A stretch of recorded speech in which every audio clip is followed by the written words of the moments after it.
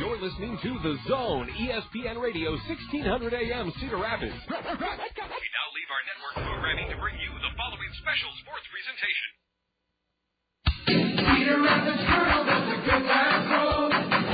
Play ball! Are you ready to let the good times roll? Are you ready for Kernels baseball? The Zone, ESPN Radio, 1600 AM, and the classic affiliate of the Anaheim Angels welcome you to Cedar Rapids Kernels baseball.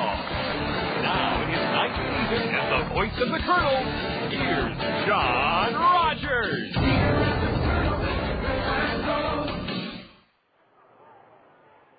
It's a cloudy, rainy Thursday morning, and we have dollar hot dogs. Over 3,700 tickets have been sold, and even though things look a little bit bleak, overcast, and perhaps on the wet side now, we do think we're going to get baseball in today, and that's good news because the Kernels want to turn things around quickly, having lost the first two games of our four-game series with the Milwaukee Brewer minor leaguers, being shut out the first two games. Tuesday night, 5-0. Last night, the Beloit Snappers tied an all-time Midwest League record with 10 doubles in the game as they drubbed us 10-0. But we're due to come out of it, and hopefully when the skies brighten up and the grounds dry up a little bit, we'll be okay for baseball. We do have a bonus for you. Ordinarily, we cover a good amount of ground in our 20 minutes with Bob Brooks, the Cedar Rapids Professional Baseball Hall of Fame member and also a college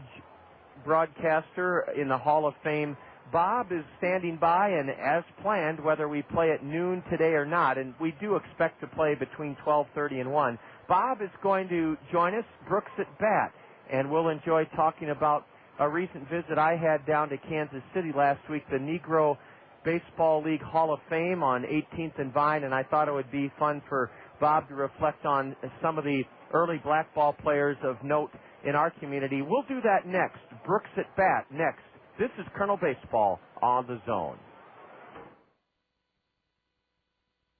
Quiznos Kernels Kids Club members. Did you know that your Quiznos Kernels Kids Club membership card is good for more than just great deals at the ballpark? That's right. By showing your Quiznos Kernels Kids Club membership card at any of the Cedar Rapids Quiznos, you'll receive a free small drink when you buy a Quiznos sub.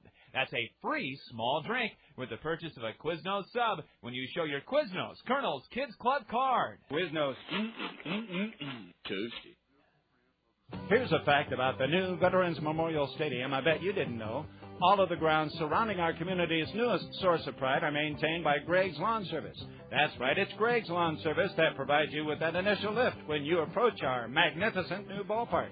Greg's Lawn Service can put their first-class signature on your yard, elevating it to the same immaculate condition you see around the stadium. Greg's Lawn Service, a cut above the rest since 1983.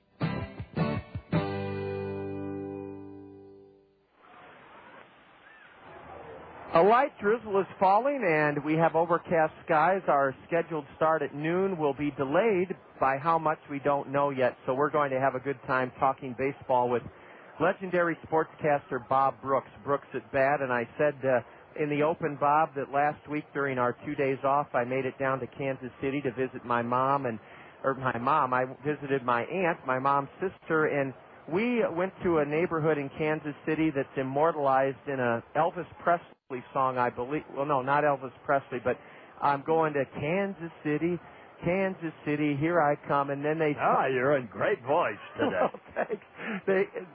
They got a lot of pretty women, and then they talk about 18th and Vine. It's a very historic district in Kansas City. They brought it back to life with some nightclubs and reopening of theaters, and quite frankly, the neighborhood had fallen on tough times in the last 30 years. It was very dangerous to go to 18th and Vine. There was drug trafficking and shootings, and just wasn't a very good part of Kansas City. But one of the things that's revitalized it is a building that houses the Jazz Museum of Kansas City and the Negro Baseball Hall of Fame in Kansas City. I enjoyed it so much, and I thought we could talk a little bit about three people, and specifically Art Pennington, Johnny Roseboro, and Horace Garner. You knew all three of them, and I wanted to start, Bob, by something I didn't know about Negro baseball, and not specifically the Negro Leagues, but we've all heard of the Harlem Globetrotters and have seen them, and they bring fun and joy to the game of basketball. But in reading about Art Pennington, Art started with the Ethiopian Clowns, and according to Art, they put on shows for people. They put marks on their face, marked up like Africans and Zulu clowns.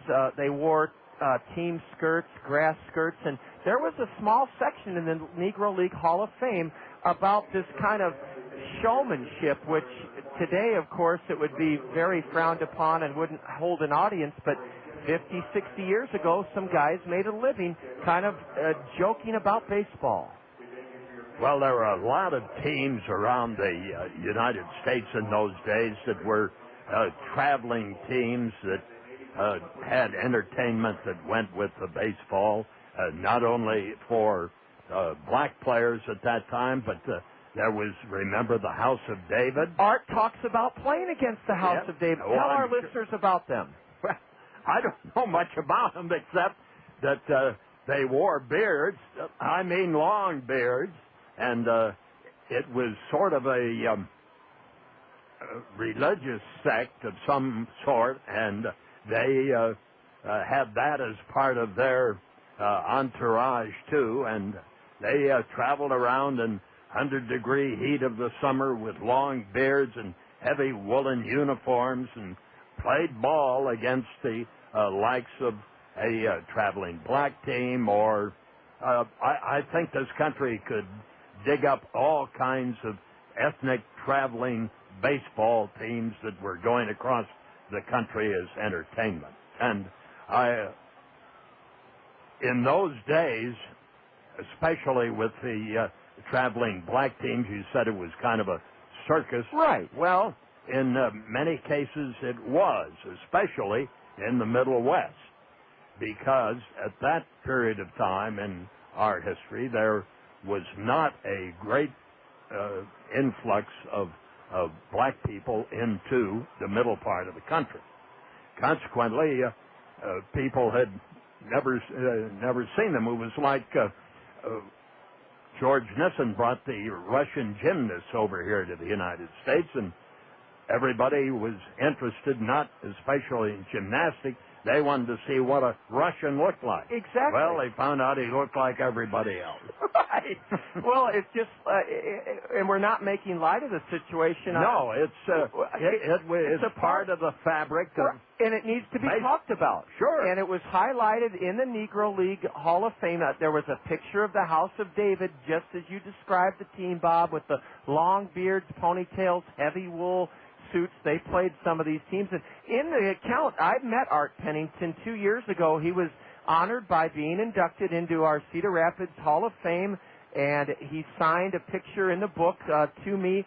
He was known as Superman, but this was his first team, Art says, was the Ethiopian Clowns, 1938 or 1939. Art says he was young, 15 to 16 years old, and he said that they drew big crowds, just like you said. They played the House of David, and it was, in essence, a combination, something like the Harlem Globetrotters, where they mixed baseball with comedy. Now, was it a good idea at the time? Sure. But now we would look back, and just like we do, I didn't know what a minstrel was, Bob, until my mom explained. I guess minstrel shows used to have white people going around and putting charcoal or some sort of black paint on their face and trying to imitate black folk. Is that what a minstrel was?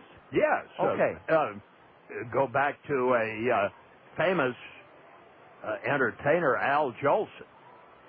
He was a great singer of his time, and he did all of his singing and entertaining in blackface. Oh, okay. I didn't know that. Yeah. Al Jolson did that, and but not to digress, but Art had a unbelievably wonderful career when he can look back on it now. And that's it wasn't wonderful at the time. I'm glad that was going to be my next point, Bob. And Bob, after playing with the Ethiopian Clowns, Art Pennington who, by the way, were leading up to the fact that he spent his entire post-base professional career working at Rockwell Collins. We'll get to that, but he played for the Chicago American Giants in the Negro Leagues. Satchel Paige, Roy Campanella, Jackie Robinson, Luke Easter, Josh Gibson, Buck Leonard, Monty Irvin, Leon Day, a lot of them in both Cooperstown and the Negro League Hall of Fame. And Art grew up in Hot Springs, Arkansas, and one of the things he said about his career in professional baseball was how much he loved playing in Mexico. The money was high, and he characterized it as an idyllic, tolerant society that didn't care what color you were. Well, that was certainly the case, yes. His days in Mexico were outstanding, too, because he was, I would presume in cataloging his career, that he was at the height of his baseball ability at that time, too. There was another factor involved in all of that, and that was the Mickey Owen story. He mentions Mickey Owen. Well, sure he would, because Mickey was a well-recognized catcher, and he tried, and somewhat successfully, to get ball players to strike against Major League owners and against the commissioner's office.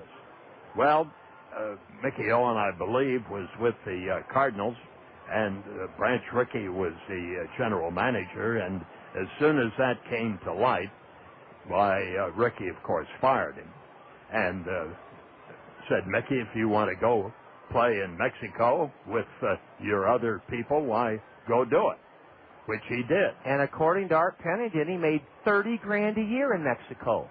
Big money back in the 40s. Well, now, was that 30 pesos?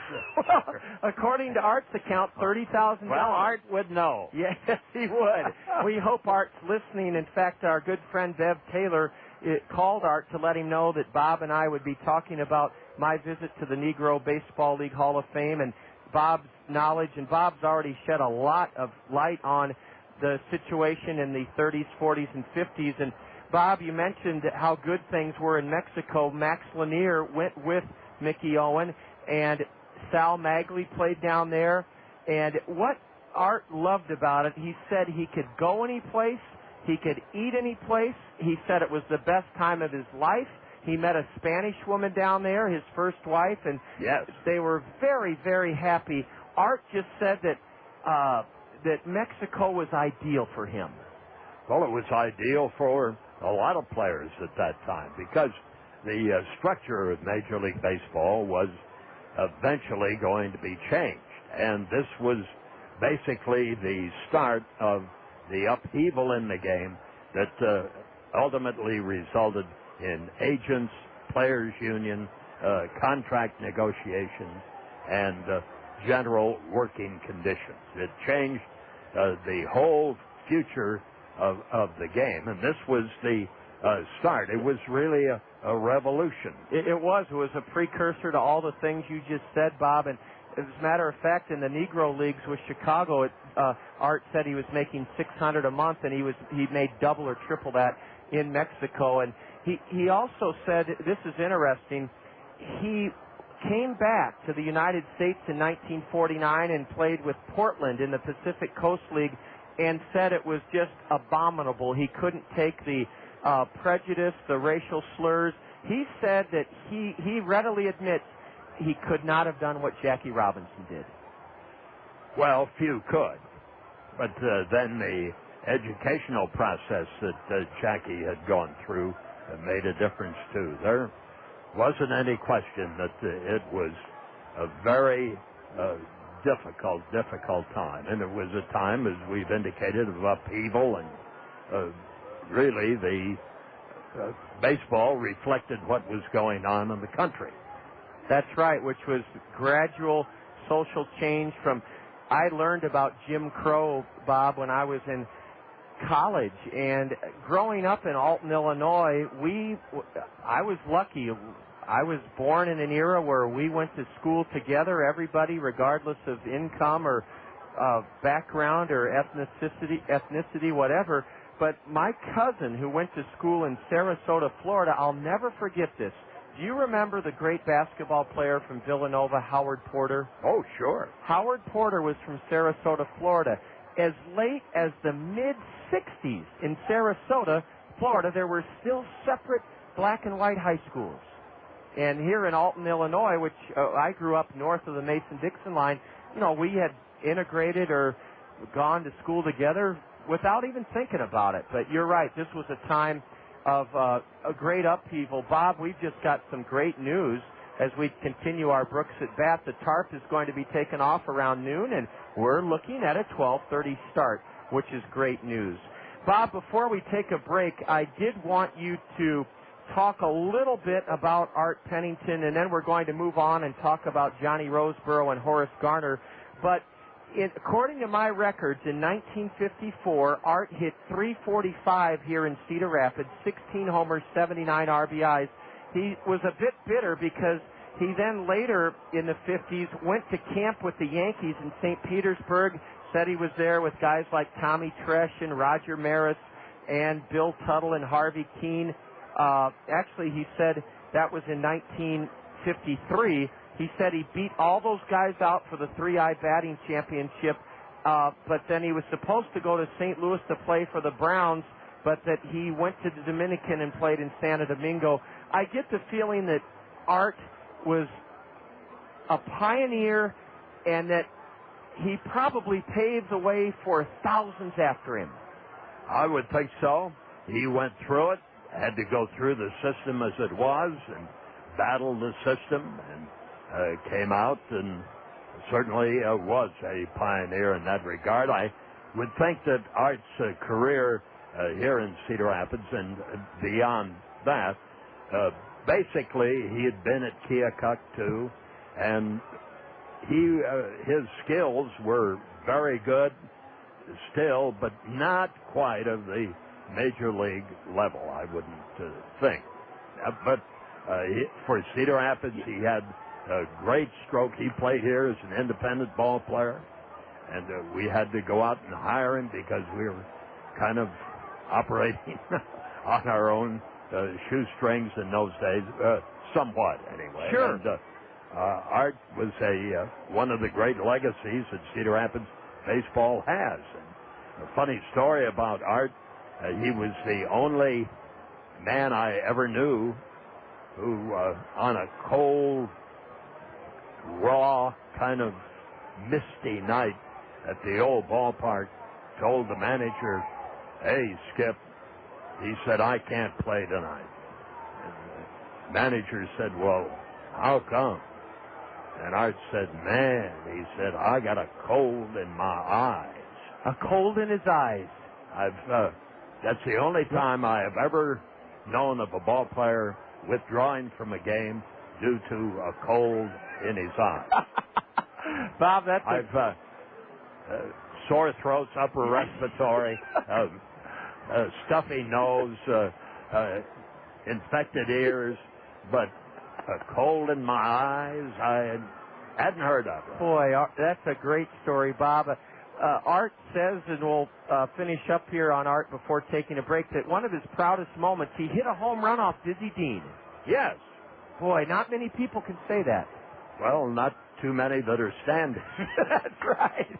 I didn't realize that, according to my sources, Art ran for Lynn County Sheriff, Safety Commissioner, and Mayor, and the reason is he said that some people say he's outspoken, but Art just said that he never liked to bite his tongue. Well, no, I guess not. And he always liked a big Cadillac convertible. Is that that was his car of choice? Well, I think he still has it. Well, that's neat. Art was recognizable touring down First Avenue on a nice summer day in that big Cadillac convertible. He went in style. Yes, he did. Bev, and that reflected his play. Really. Oh, sure. Stylish, and it certainly did. His nickname was Superman. Bev Taylor, our in-studio engineer, said that, and I'm not letting out any secrets, but Art's also known to like some high-stakes poker in his retirement, and there's nothing wrong with that either. Well, he's done a little bit of everything. Art has had a rainbow career. It's been one of those things. I doubt that there is much in this world that Art hadn't seen, heard of, or participated in. And that's what many people said about Harry Carey. He lived life to its fullest. It's approaching noon. Bob Brooks is stepping to the plate with us. Brooks at bat. We've had a marvelous time relating some of the things I was able to appreciate at 18th and Vine in Kansas City last week, a visit to the Negro League Hall of Fame. The tarp is starting, or they're going to start peeling back the tarp, and we'll start around 12:30 this afternoon. We're going to take a break, and when we return, we're going to get Bob's memories of a couple of other great early black ball players in the 50s here in Cedar Rapids, Johnny Roseboro and Horace Garner. Back with Bob Brooks on the dugout interview in a minute. This is Colonel Baseball on the Zone. Papa John's pizza, it's so good. Better is best, that's understood. Better call Papa John's tonight. Better call Papa, he's got it right. Better ingredients, better pizza. Papa John's. Attention baseball fans, call your local Papa John's for our home run special. Get a large pizza with up to 3 toppings of your choice for only $9.99. Papa John's. Better call Papa. Knowing who you are is important. At Kirkwood Community College, we know who we are. We are accessibility. We are quality. We are opportunity. We are community. Who are you? We can help you learn. Kirkwood.edu.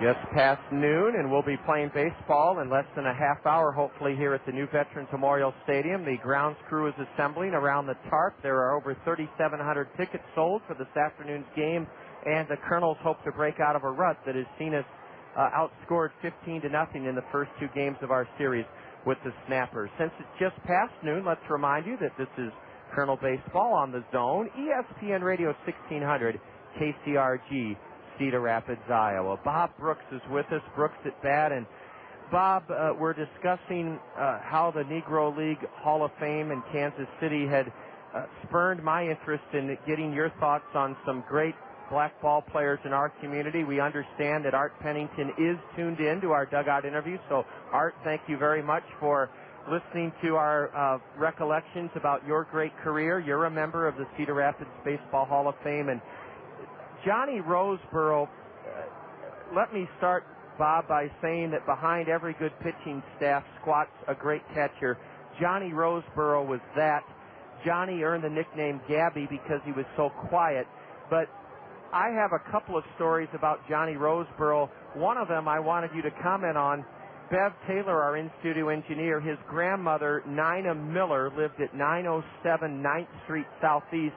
I'm told it's called the Oak Hill neighborhood. And Johnny was housed by Bev Taylor's grandmother, a black woman in the mid-50s here. Do you remember what it was like for black folk in the mid-50s? Were there kind of areas that they liked to live in together? Was there strict segregation? What was Cedar Rapids like in the mid-50s? Well, in my recollection, no. There was the Oak Hill neighborhood that probably was the headquarters of the community of the black population. But baseball had already broken the color barrier, and things were probably not as good as they are today. But the segregation part of it was becoming a non-factor, and John Roseboro was a member of the L.A. Dodgers organization, and he was a young, rising player in the Dodgers organization that came here to Cedar Rapids to be a catcher, and he was an excellent athlete. And he was the type of young player that he was where he should have been at that time, here in Cedar Rapids, developing his skills, and later on, of course, he became the Koufax Drysdale catcher. And what a career he had. Bob, you said, boy, your memory is amazing. You said he was a great athlete. he was going to Central State College in Wilberforce, Ohio. He grew up in Ashland, and he went on a football scholarship. Yes, that's why I talked about him being an athlete, and he was a good football player. Yep. And Bob, this is a funny basketball too. You bet. This is a funny story. He said that somebody from the Dodgers came down to Central State College in Wilberforce, Ohio, heard he could play baseball. They offered him a chance to play professionally, and he went to Cincinnati. His chaperones were Roy Campanella and Joe Black. And when Johnny Roseborough saw how they lived in the hotel, just signing checks for all their food, Johnny said to himself, "This is better than college." And for him it was. And isn't it funny how one incident, a scene, a mentor, or how the professionals carry themselves can set a kid and say, "That's what I want to do." Yes, and he had the athletic ability to go along with it, and also the thinking ability to become a quarterback of a baseball team, because that's exactly what the catcher is. And, of course, he went on to partake in one of the most famous episodes in the game, probably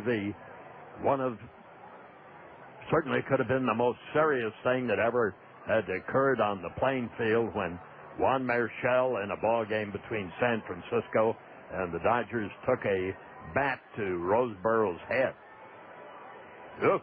And I was just old enough, Bob, to see those black and white pictures. Johnny had dozens of stitches in his head. It would all erupted over Marichal throwing in at Dodger hitters, so Roseborough whizzed the pea right next to Marichal's ear. It was, thankfully, they later became friends, and it was in the heat of a pennant race. And Roseborough, as you said, I don't think he belongs with Bill Dickey, Yogi Berra, Johnny Bench, Jim Hagan, Roy Campanella. He was a great catcher. Yes, he was. And he had great pitchers to catch. Yes, he did. Which makes a heck of a lot of difference. In fact, here in Cedar Rapids, he didn't have that luxury. Didn't have Osteen. But he learned exactly how to call a ball game, though. Exactly. Because he had to. Cedar Rapids in those days wasn't out pitching them; they had to outthink them if they won a ball game. Do you ever remember Buzzy Bavasi coming here to Cedar Rapids to see a Johnny Roseborough, Bob? I do not. Okay. No. I know Buzzy was the one that suggested Johnny be a catcher. And, well, Bob, a guy you probably know the best of the three we've talked about, Art Pennington, Johnny Roseborough, Horace Garner. I never got to meet him. He's immortalized with a plaque in our new stadium. 3 I-League batting champion for Evansville in 56 and 57. Hit .354, .334. And in his book, Hank Aaron's book, I Had a Hammer, Hank says that Horace Garner was good enough to play in the big leagues. There was no question about that. But much like Art Pennington, he didn't get the opportunity at the time that his skills were at their optimum point. And consequently, he played with the likes of Felix Mantilla and some great players. Henry Aaron was on the Evansville Ball Club at the same time Horace was, but there was Aaron was a teenager, and Horace was older, deeper into his 20s. Okay. So, but I can remember Horace for a lot of things, being a great guy, of course, but the first time I ran into Horace Garner was when he was playing for the Evansville Braves. And I was on the road with the ball club, and we played a series in Evansville where first time I remember Horace. And at Bossy Field, it had a brick outfield. The outfield fence was all brick, no advertisements, just brick, and there was a spur of a railroad where railroad cars were sitting out beyond the right center field and right field fence area. And Garner was a right-handed batter. And his power hitting line drives to right center and right field. He just peppered those rail cars out there. Is that right? And he was one of the most powerful hitters I have ever seen at any level in hitting for a right-hander to right center or right field. That doesn't mean he couldn't pull the ball. One of Horace's biggest home runs ever came in the old ballpark here as a member of the Evansville Braves. It was the first inning of the ball game, and Evansville in the top half of the first filled the bases. Cedar Rapids pitchers were wild, and Garner was up. Bob Coleman was the manager of the Evansville club, a very famous manager of minor and of the Boston Braves in the major leagues and the National League. He had a tour of duty with them. And they called him, he wore, instead of wearing spikes and baseball shoes, he wore slippers. Bob Coleman? Well, he had sore feet. Oh, my goodness. And he was an older gentleman. And he wore slippers. So he wore slippers coaching third base. And with the bases loaded and a 3-ball no strike count on Horace Garner, Coleman let him hit away. Of course, the next pitch was down First Avenue, and the next pitch was out of the park. One of the fastest, hardest hit home runs that I can ever remember. And he touched them all and had 4 RBIs and 4 runs in a blink of an eye. Bob, the way you've described so vividly Horace Garner's swing, I remember seeing Ernie Banks and Hank Aaron in their primes, and there was something about those two guys, and it sounds like Horace Garner. They had very quick hands and strong wrists. None of those guys were big. They weren't big guys like Boog Powell and Willie McCovey and or Frank Howard. They didn't do it by brute strength. They did it by timing and unbelievably powerful wrists. Yes, and they rather cradled the bat. They didn't put it way up or way down. They had it in close, elbows tucked, and they just they exploded the ball. And if that's what you have to do to hit, like you said, Horace Garner would hit into right center. Let's bring you up to speed, and we're going to continue to inform you that things are looking brighter and brighter here at the new. Well, the tarp is off. The tarp is off. The rain has stopped, and we hope to be playing baseball. A first pitch about 12:30. This has been just a real special treat to have Bob Brooks reflecting on the heels of my visit to the Negro Baseball League Hall of Fame in Kansas City. Bob talking about 3 of the more well-known and greatest men and characters, Johnny Roseboro, Art Pennington, and Horace Garner. You mentioned what a good fellow Horace was.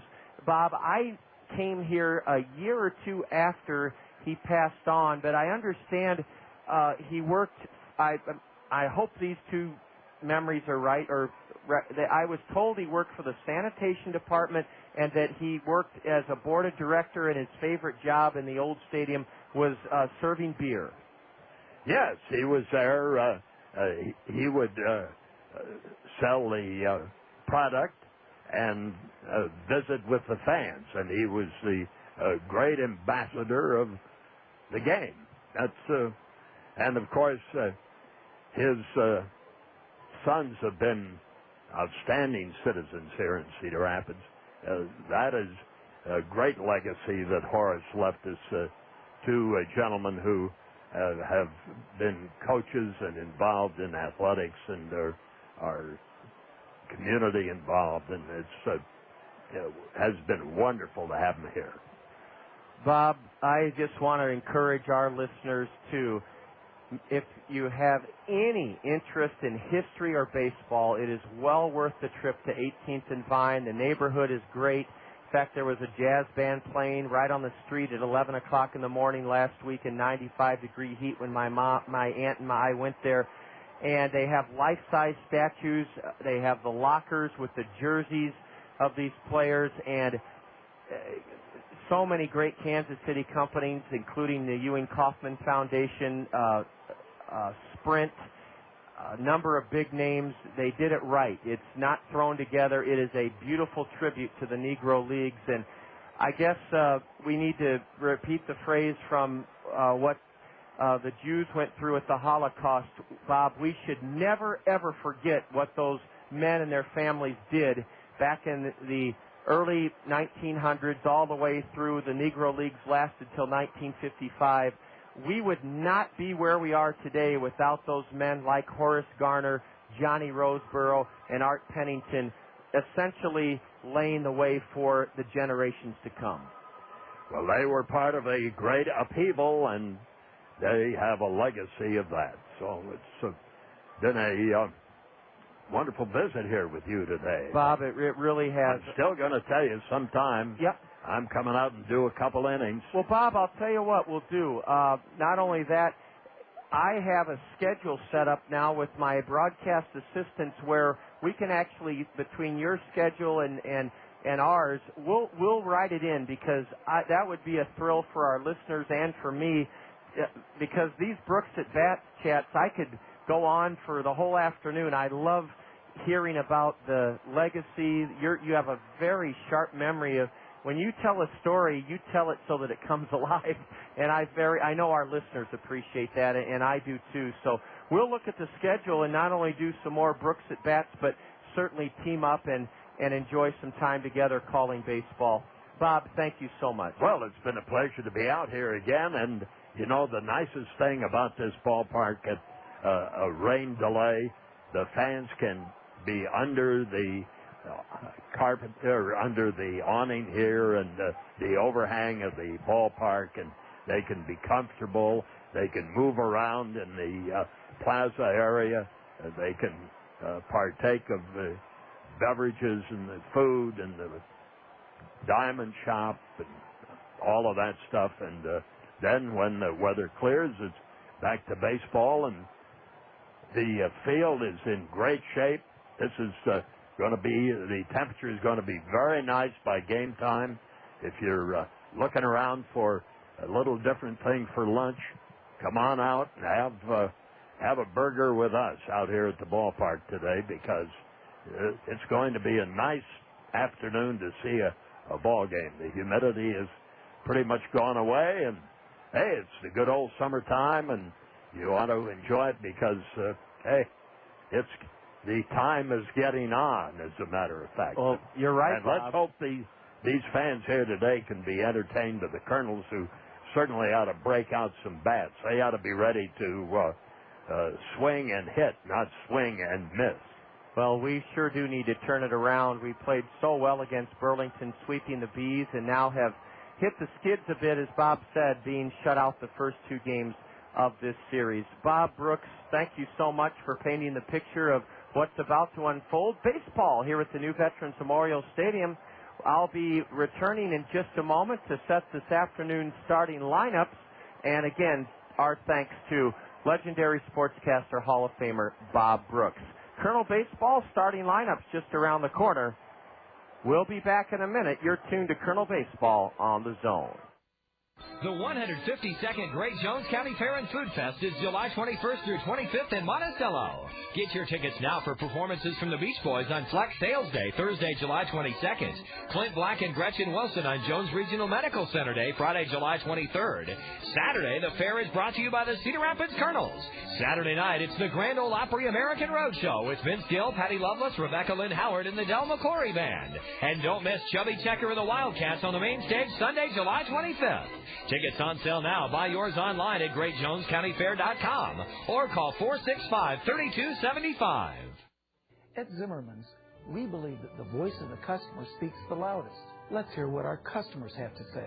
We chose Zimmerman because our family has been buying cars. I guess we're probably the third generation to buy cars here at Zimmerman's. My family's bought 18 cars at Zimmerman's. 18. I ought to get a little bonus or something, wouldn't I? We build our reputation on one satisfied customer at a time.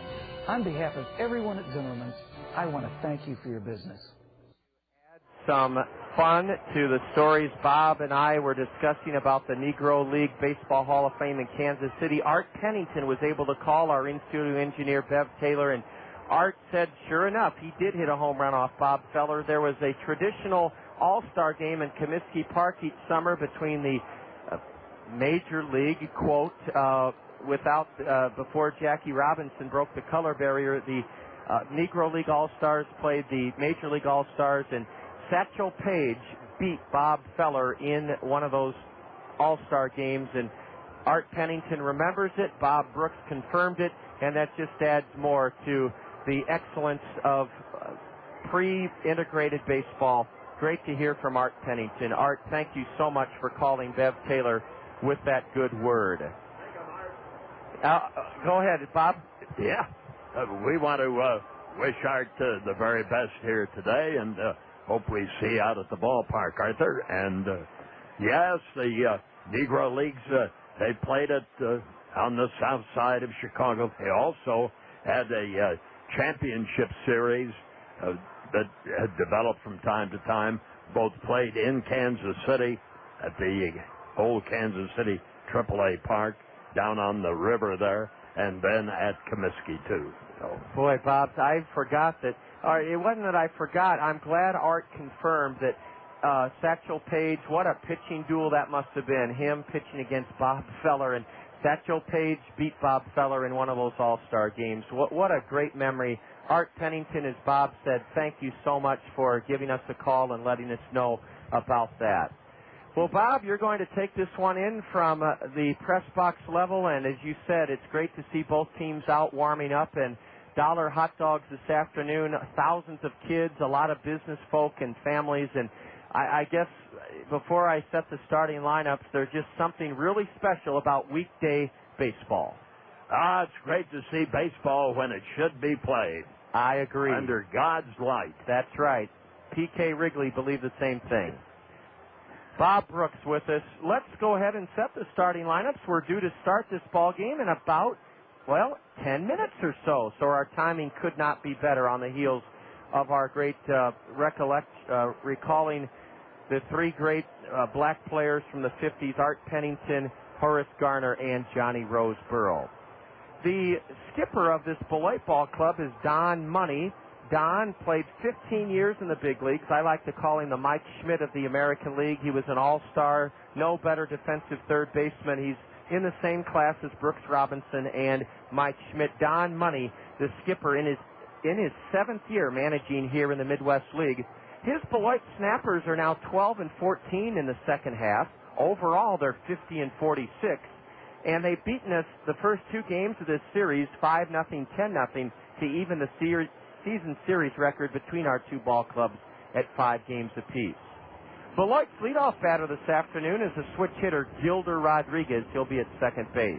In left field, one of the league's best players, Terry Truffles. Truffles is tied for the league lead with 37 steals, and he leads the league with 67 runs scored. Batting second, Terry Truffles in left. The center fielder will hit third for the visiting Snappers. That's Steve Moss. Vinny Rottino is the designated hitter. Rottino, second in the league with 77 RBIs. Vinny Rottino will bat fourth and serve as the DH.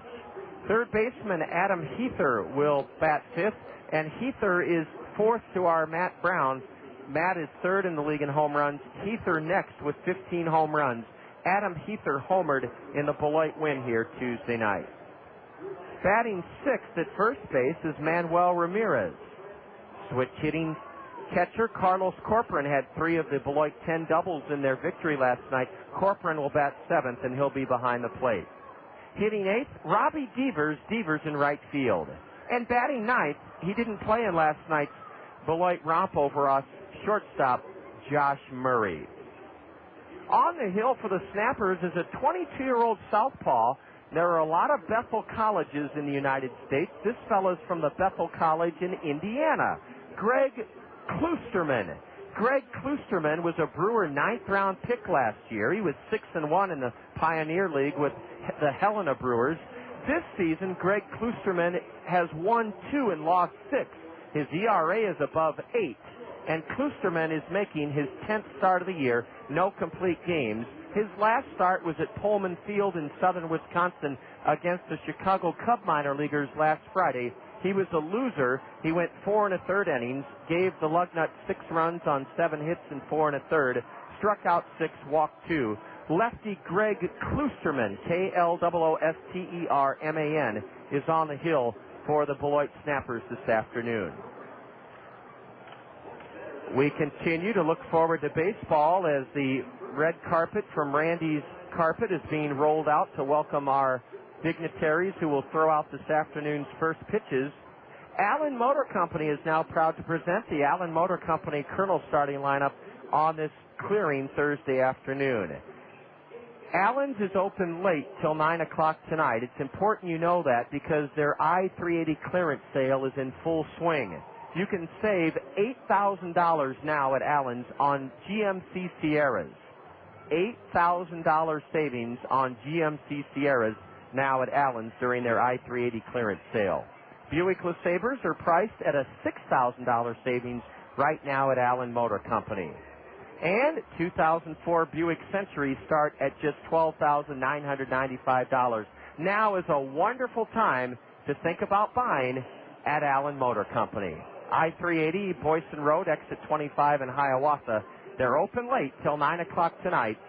The Allen Motor Company Kernels starting lineup this afternoon, leading off, Felix Nunez, he's in left field. Switch hitting second baseman Billy Boyer has been elevated into the second slot this afternoon in the Allen Motor Company order.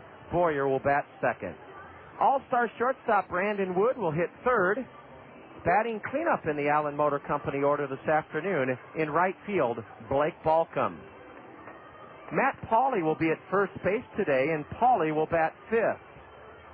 Hitting sixth, all-star third baseman Matt Brown. He struggled in the second half, both defensively and with the stick. We need to get Matt Brown back to his first half all-star form. Brownie's batting sixth at third base today.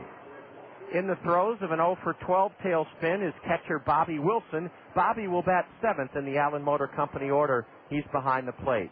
Australian Michael Collins will hit eighth. Michael's the designated hitter.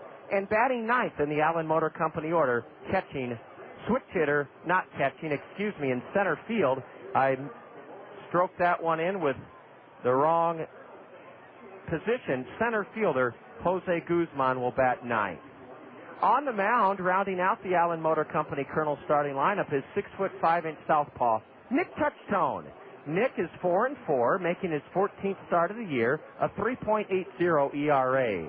Touchstone pitched well in his last start Saturday night in Burlington. The Kernels rallied for 2 in the top of the ninth to shade the Bees on Saturday 3-2. Nick Touchstone went 4 2/3, a no decision, giving Burlington 2 runs on 2 hits. He struck out 2 and he walked 5. Nick Touchstone is making his third appearance against Beloit this season, and in 7 innings, he's given up 4 runs on 3 hits. Our Anderson and Brown umpiring crew has not come out yet. That's because the grounds crew is still busy lining the field and getting it into its great top playing condition. But we can go ahead and introduce our Anderson and Brown Eye Care umpiring duo. Anderson and Brown Eye Care has locations inside LensCrafters in Westdale Mall, Coral Ridge Mall, as well as North Park Mall in Davenport.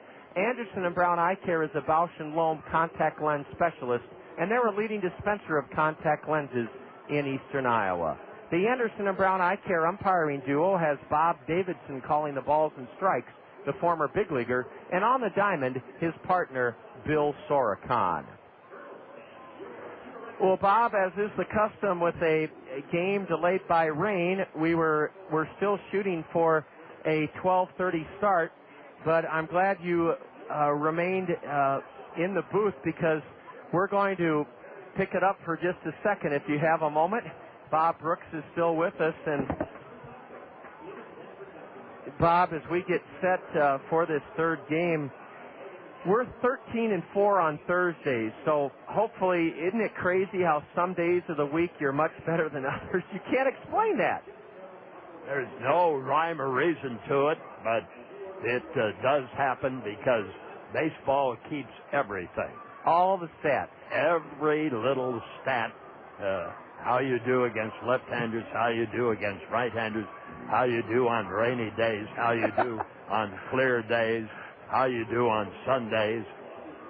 Bob, I wanted to get your take on something that my mom is constantly, she calls it Marty's clipping service. She loves clipping articles out of the St. Louis and Alton papers and sending them up to me. And a recent article, well, first of all, it shocked me because I'm getting old. The gist of it was by a media special, a guy who covers the media in St. Louis, Dan Cedar, and he said that unfortunately, even though baseball is a game ideally made for radio, that the younger generation with cable, it all started with the superstations 20 years ago, but the Cardinals in the early 70s, Bob, only telecast about 24 road games, 24 road games out of 81 road games, 24 out of 162 were on television. Therefore, you grew up listening to the radio. Nowadays, most major league teams have virtually all of their games available in some sort of form on television. And the point was that so many young people now are being brought up watching games on television. There's nothing wrong with that, but baseball was made for radio, don't you think?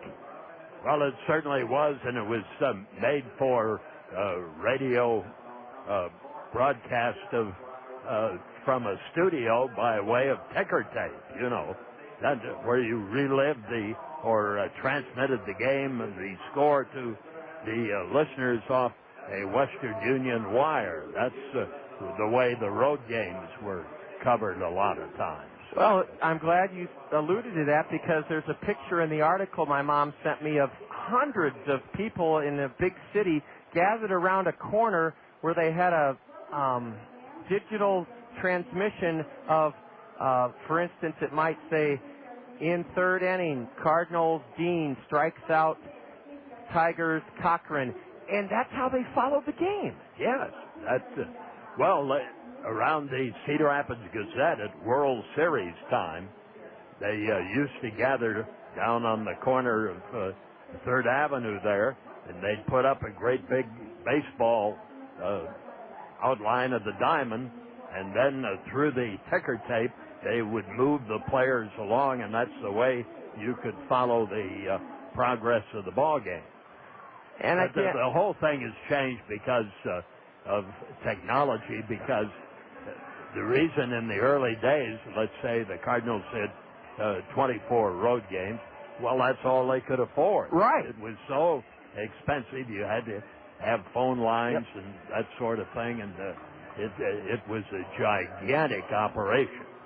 Well, it still is to get a game on, but when you have it transmitted by satellite and you have all these satellites up there, you have almost instantaneous communication with the world, why then it changes the outlook of things. It's the biggest change in my lifetime, Bob, because it was a real treat when I was growing up, and this article alluded to this. It said that people used to call our NBC affiliate in St. Louis, KSD, and a few days or a week before the game of the week on Saturday, they'd say, who's going to be on the game of the week this Saturday?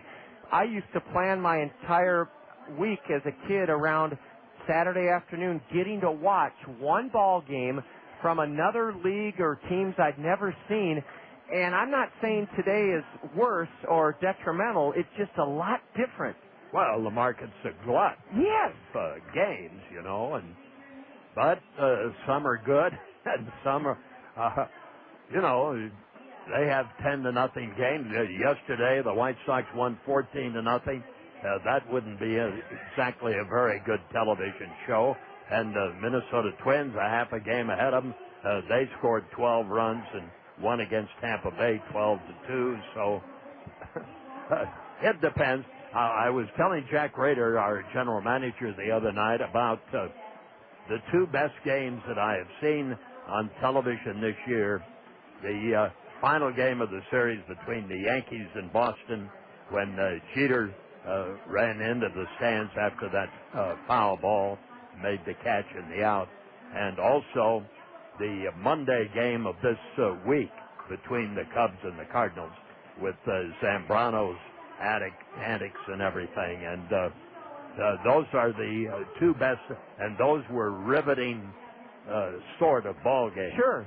Now there are others where you can flip and chip and choose and do whatever you want to. But those two games, of what I've seen on television this year, and but I like it much better out here at the ballpark. And that was going to be my next remark, Bob, is that I've talked to a lot of fans. A lot happen to be women, but there are some men who have said this, that they say that in some cases watching a game on TV is like watching wet paint dry, and not quite as harsh as that. I've heard people say, I can't watch it on TV, but I love going to the game.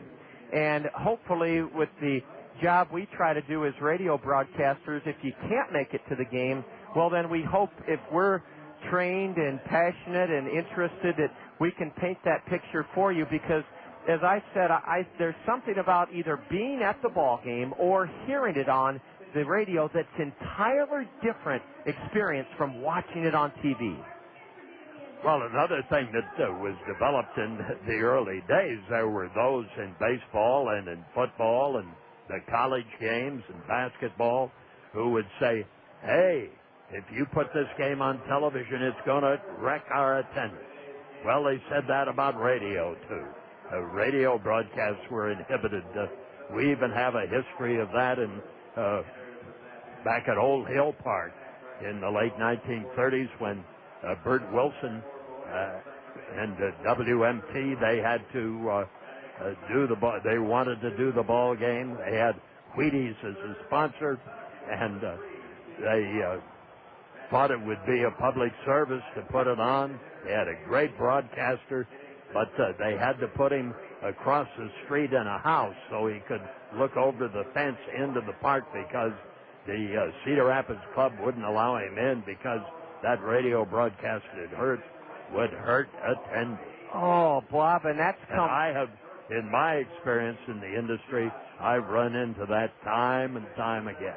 And Bob, some of my funniest stories to me, yep. not to an audience, but my funniest recollections are about games that were on that, we were told, first of all, well, you're going to kill attendance if you do the game.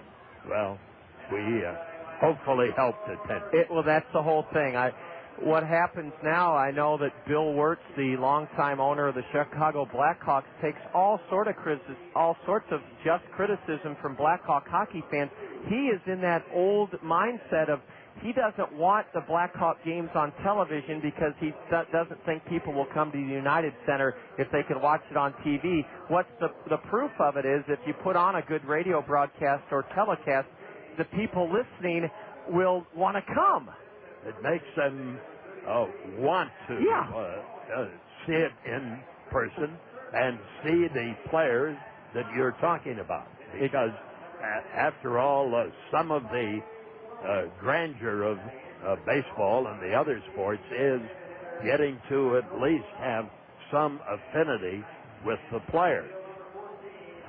You get attached to a player, or you follow a player, or you know his aunt or uncle or something or other, and that is a part of, if you can't get into having an affinity for a team, then there isn't much reason for you to be there. Well, that's the whole gist of it right there, and it's been a long history of different philosophies on that, and I just am so grateful that this afternoon we're going to be able to play, and this ballpark is loaded with youngsters. A lot of them have on their camp T-shirts. We see green and yellow and orange and white and, well, several red. And these kids are here in great number. We were hoping to be started by now, but we're just on the cusp of that, just on the brink of baseball. It's not only afternoon baseball here at the new Veterans Memorial Stadium, but a lot of afternoon games in the big leagues because it's the proverbial getaway day, the last game of a series in the big leagues.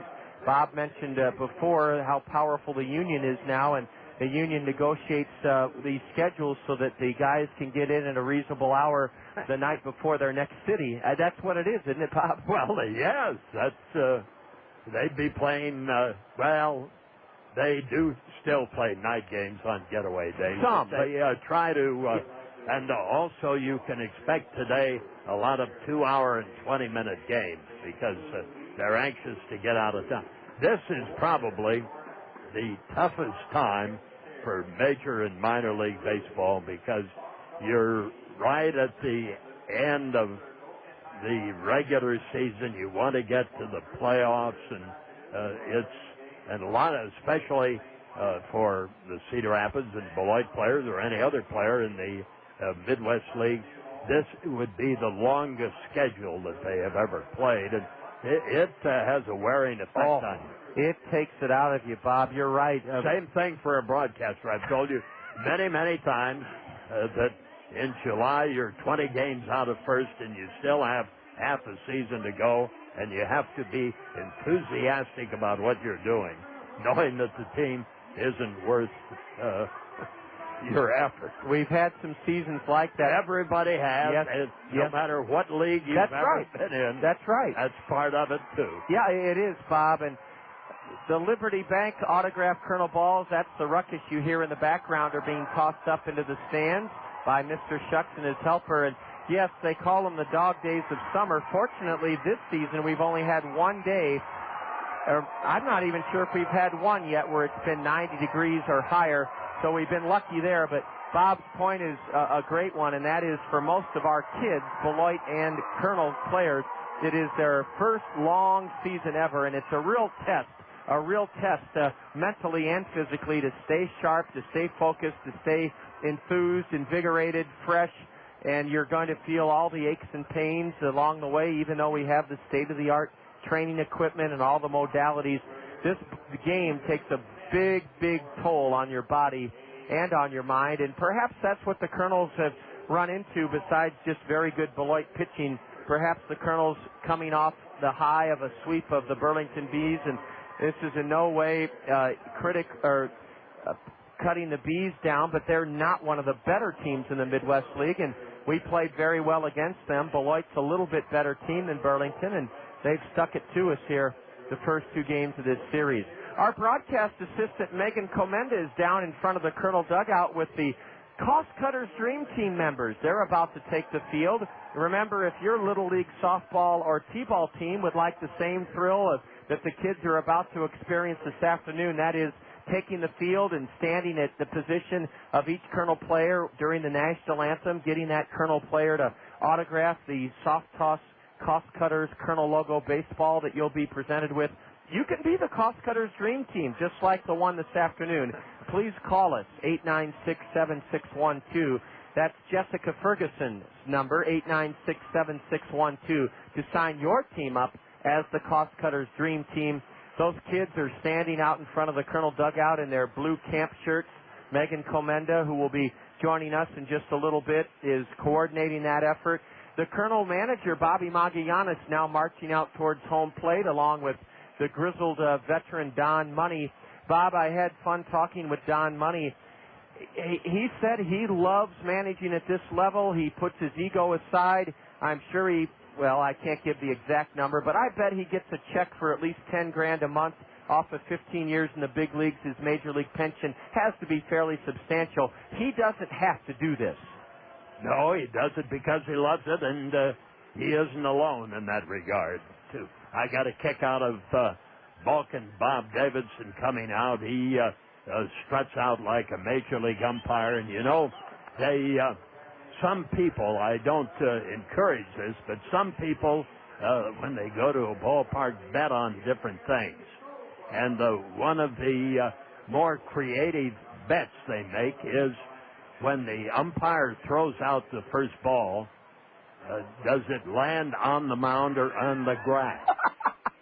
And Bob Davidson threw out the first ball while you were talking there, and this one looked like a golf shot. It just trickled off the back of the mound and into the grass. So if a guy bet grass, he won, but the other fellow was ever so close to having the ball on the pitching rope. Bob, I never knew that, but I can see why it would be a 50-50 bet. Well, now you, when you're doing the game this afternoon, you take a look. Where the ball winds up in between innings. Okay. Does it wind up on the dirt or in the grass? It sounds like a modified game of bocce ball that the Italians played. Speaking of Bob Davidson, he just did a nice gesture. He shook the hand of the Cost Cutter Dream Team member who will be standing next to catcher Bobby Wilson. And then Bob reached into his kangaroo pouch sides of his slacks, or the kangaroo pouches where he keeps the baseballs. And Bob, he gave the kid a baseball. And that kid will never forget that. Let's hope not. Bob, that's a nice moment for the young man. Yes, it was. John Campbell, TV9 sports director, has stopped in to say hello. And, John, we're going to John is getting ready for Ragbride. And you can tell by his shape that he is in tune. Yes, he is. He is. He's raring to go. He's got a 30 to 32-inch waist, if that. Here I am Maybe in my 28. Yeah, here I am in my 42s, and John's as thin as a rail. Well, the Kernels are about to join their Cost Cutters Dream Team members out on the diamond. It's been great having Bob Brooks with us. Bob, thank you very much for the time. Lisa, we're going to have Vicki Muter's King in just a moment sing this afternoon's national anthem. We also want to thank Bev Taylor, our in-studio engineer. Bev, I know that it's not easy to stay up with everything going on during a long rain delay. We should be in the second or third inning right now, but instead we're very fortunate to be starting baseball here in just a few moments. We thought we'd be starting at 12:30, but it'll be more about 10 till 1 this afternoon. It looks like Bob Davidson is yelling to Nick Touchstone. Now, Touchstone is still warming up, and Eric Bennett signals to Bob Davidson that Nick Touchstone needs 5 more warm-up pitches. Well, now Nick heeds the warning of the plate umpire and says, I'm going to come in and join my teammates, and we're going to take the field. Bob Davidson, the former big league umpire, still talking with the youngster from our Cost Cutters Dream Team.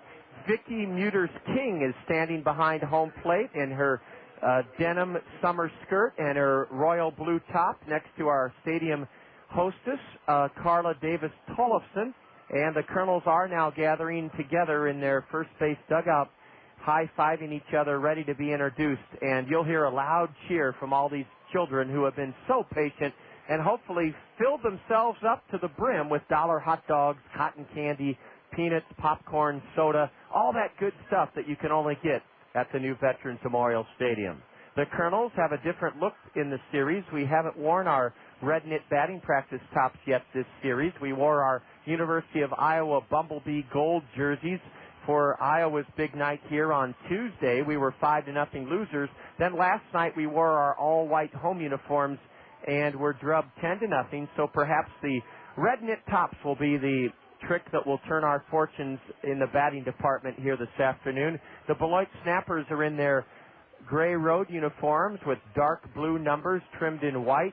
And after a long delay, which went very quickly and was very fulfilling, I hope, to all you great listeners, having Bob Brooks with us for Brooks at Bat, talking about the connection of 3 Cedar Rapids black ball players from the mid-50s to the wonderful sight I took in last week, the Negro Baseball League Hall of Fame at 18th and Vine in Kansas City. Bob Davidson is losing his patience. He wants the Kernels to take the field. Everything here is choreographed by Andy Pantini and Metro Studios. Nothing happened. Now even Roadrunner, even Ron Pline, the equipment manager, signaling up to the press box to cut the music and get the Kernels on the field. Now, I've never seen Rhodey blow his lid like that, but Ron Pline, the equipment manager, with not an obscene gesture, but a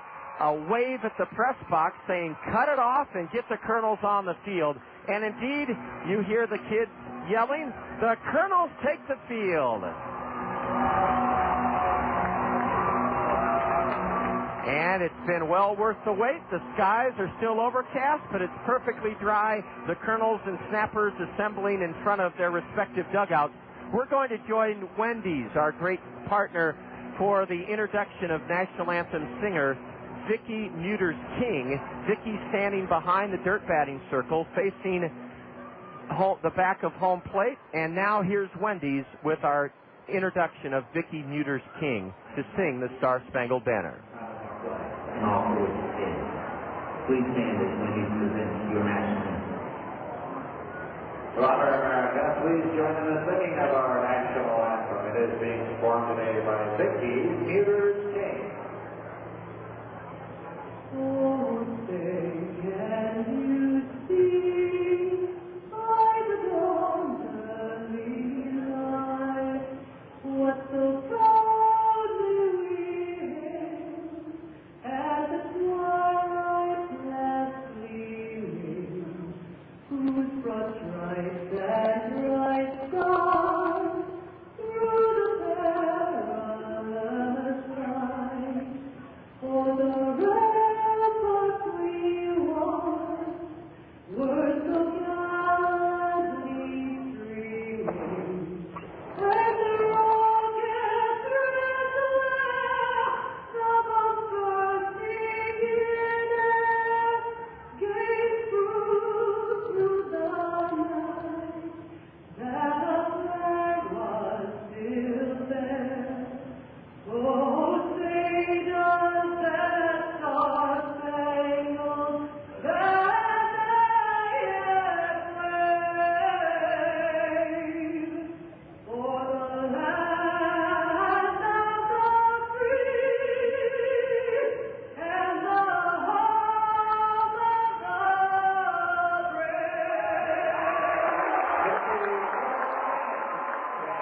the This crowd is ready for action after a delay. Not only this afternoon have we enjoyed visiting with Bob Brooks, but Dr. David Marquardt, the newly named superintendent of Cedar Rapids Public Schools, will be along in the fourth inning. Megan Comenda, our broadcast assistant, will be joining us to keep us up to speed on all the afternoon games on the State Farm Major League scoreboard. Nick Touchstone is on the hill. The Kernels, trying to break out of a two-game drought, have been shut out the first two here at home against the Snappers. We'll enjoy this afternoon's action together in just a minute. You're tuned to Kernel Baseball on the Zone.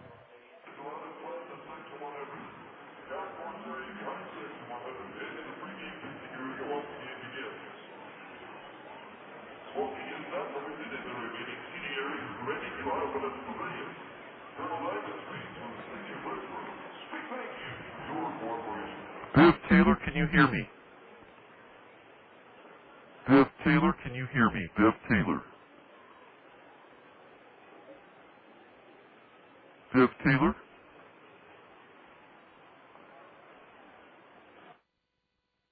Hey, man, what's up? Just getting ready to kick your butt. Right. And mess up your hair? You just wish you could look this good. No, nothing but that. Hey, I'm a busy guy. I don't have time to make my hair look as good as yours. I mean, who has time to schedule an appointment, let alone show up for it? Not me. I just go to Cost Cutters. I can get in whenever it's convenient for me. Nice shot. Yeah. So you're telling me you just walk into Cost Cutters and come out looking good? Well, for some of us, that comes naturally. But Cost Cutters makes it easier. They can do anything you want. A cool cut, even some color, and get some of that styling gel stuff to keep you looking good. Like me. Oh, so that's why your hair never moves. Oh, you're funny. Cost Cutters. Thanks, man. This will save me some time. Great. Then you'll have time to work on your game. Oh, yeah, that's funny. Are you a busy guy? Save yourself time and walk into one of our area's 12 Cost Cutters whenever it's convenient for you. Then relax, because Cost Cutters will make things easy and affordable for you. Cost Cutters. Live your life. We always have time for your hair.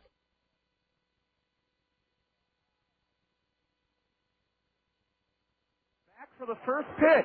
It comes at 12:51 on the stadium clock, and lefty Nick Touchstone is mistied to Gilder Rodriguez. Gilder didn't play in the 10-0 Beloit win here last night, and a strike in from the 6'5" lefty to Gilder Rodriguez from Venezuela. He was 1 for 4 with an RBI in the series opener, a 5-0 Beloit win on Tuesday night. Ball 2 is low from lefty Nick Touchstone. Nick Touchstone, 4-4, 3.80 ERA. A fastball upstairs, 3-1. Matt Brown in on the grass at third for the Kernels. The outfield plays Rodriguez straight away. Gilder takes strike 2 on the outside edge. Full count now. Brandon Woods at short this afternoon. Billy Boyer at second, and over at first, Matt Pauley. Rodriguez walks on a 3-2 pitch, and Beloit is off and running again this afternoon. A 3-2 pitch sailed up and away, and now Terry Truffles will bat. Boy, this Beloit team can do no wrong in this series. They have been totally dominant. Today, though, is a fresh start, and an unfortunate leadoff walk issued by Nick Touchstone to Gilda Rodriguez has Terry Truffles, one of the best all-around players in the league, batting. Terry hitting .314, fourth highest average in the league. Doubled twice, scored a run last night. He's 4 for 9 in the series. He threatens or fakes a bunt, and the pitch is up and in. Ball one from Nick Touchstone. Colonel outfield of Felix Nunez in left. Jose Guzman in center, and Blake Balcom in right. The catcher is Bobby Wilson.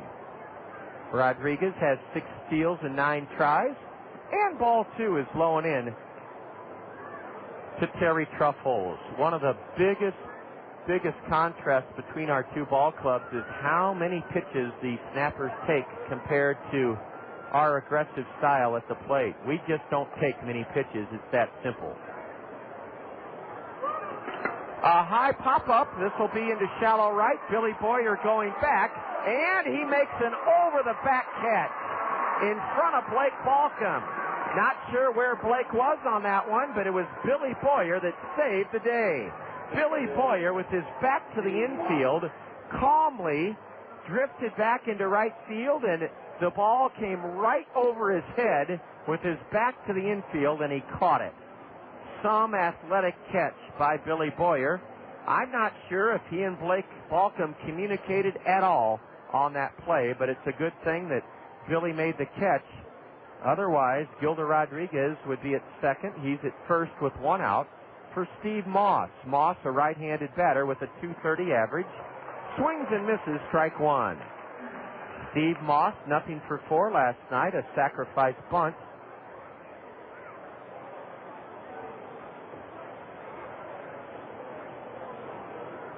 Touchstone is set below the belt. And a curve, a swing, and a tip foul into the glove of Bobby Wilson, strike two. Steve Moss was drafted out of high school by Milwaukee in the 29th round of 2002. This is his 3rd year of pro ball. He hit .290 in 57 games as a snapper last year. Gilda Rodriguez is running, and a pitch grounded off the glove of Touchstone. Nick recovers and throws it way over the head of Matt Pauley, way over his head, and a runner will stop at third, and the Kernels are up to their old tricks again. Very poor fielding. Nick Touchstone lobbed it 3 feet over the head of Matt Pauley for an error. There should be a runner at second with 2 out. Instead, there's runners at second and third with only 1 out. Oh, brother. When are we going to turn it around in terms of playing heads-up baseball? Steve Moss grounded one that Nick Touchstone knocked down with his mitt. It rolled to the right side of the mound. Nick then, I don't think it slipped. He just threw it 3 feet over Pauley's head for the 112th error by the Kernels in this, our 96th game. Now it's second and third for the league's premier RBI man, Vinny Rottino. Well, he's second in the league in RBIs with 77. Brother. Strike one called from Nick Touchstone. If Nick can get out of this thing without any run scoring, the Kernels will have a huge lift. It's second and third with only 1 out. Rottino, a right-handed batter, drills one into the right field corner, foul, and it's 0-2 to Vinny Rottino. My goodness, our pitchers have to field their positions better. And you're the closest line of defense besides the catcher. You've got to be able to handle those comebackers and make a good throw to first. And I'm not talking about Nick Touchstone individually. All of our pitchers need to shore up their athleticism on the mound. A curve, and it's lifted into center. It should put Beloit ahead. It's deep enough. Jose Guzman has it, and he hits the cutoff man, throws to third rather. 1-0 Snappers. They're ahead again on a walk and an error.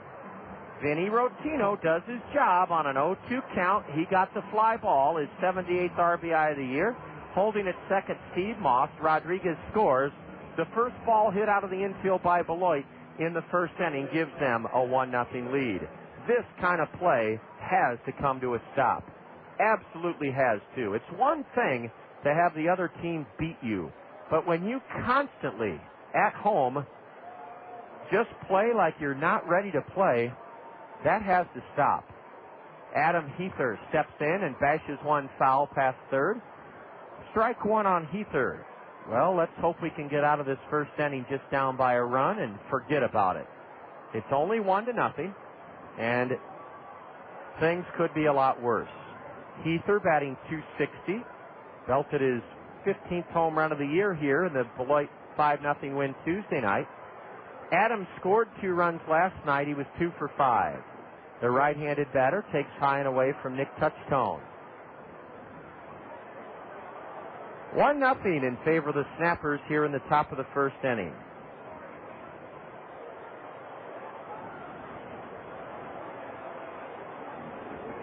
Touchstone set below the belt, and a popping fastball over but low. Ball 2 to Adam Heather. H-E-E-T-H-E-R. Adams from Long Beach State. 11th round Brewer pick a year ago. Played 47 games with the Snappers last year, his rookie year, and hit .228. He's 4 for 9 in this series. Swing and a miss on a good changeup. And it's an even count now. 2 balls, 2 strikes to the right-handed hitting third baseman Adam Heather. Nick Touchstone is making his 14th start of the year. And he's won 4 and lost 4. Kernels wearing their red knit batting practice tops with navy blue caps and red bills. Touchstone checks the runner at second. The pitch homered, and it's skied to the right side of the Kernel infield. Matt Pauley, 3 steps into shallow right, has it to end the inning. And all things considered, we're in pretty good shape after a very, very shoddy performance in the field in the first inning. 1 run for Beloit, unearned on no hits, 1 Kernel error, a walk, and the Snappers leave a runner on. And after 1/2 inning, Beloit 1, the Kernels nothing. Kernels coming to bat, and this is Kernel baseball on the Zone.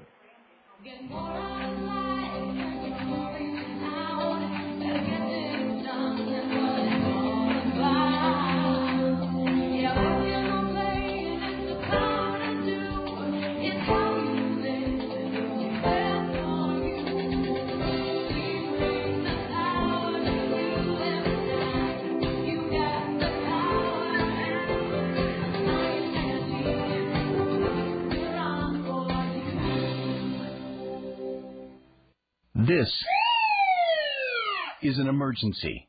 This isn't. Say it's an evening or a weekend, and you have you don't need, but you'd rather not for your doctor's office to open. That's when it's time to visit a Mercy Care Urgent Care Clinic. Just walk in, limp in, or even crawl in, and a Mercy Care physician will help you feel better faster. There's a Mercy Care Urgent Care Clinic near you. Mercy Care North in the new Mercy Health Plaza on Council Street Northeast, and Mercy Care South on Edgewood Road Southwest. Open Monday through Friday, 7:30 a.m. to 9 p.m., and weekends, 8 a.m. to 4 p.m. So next time you have...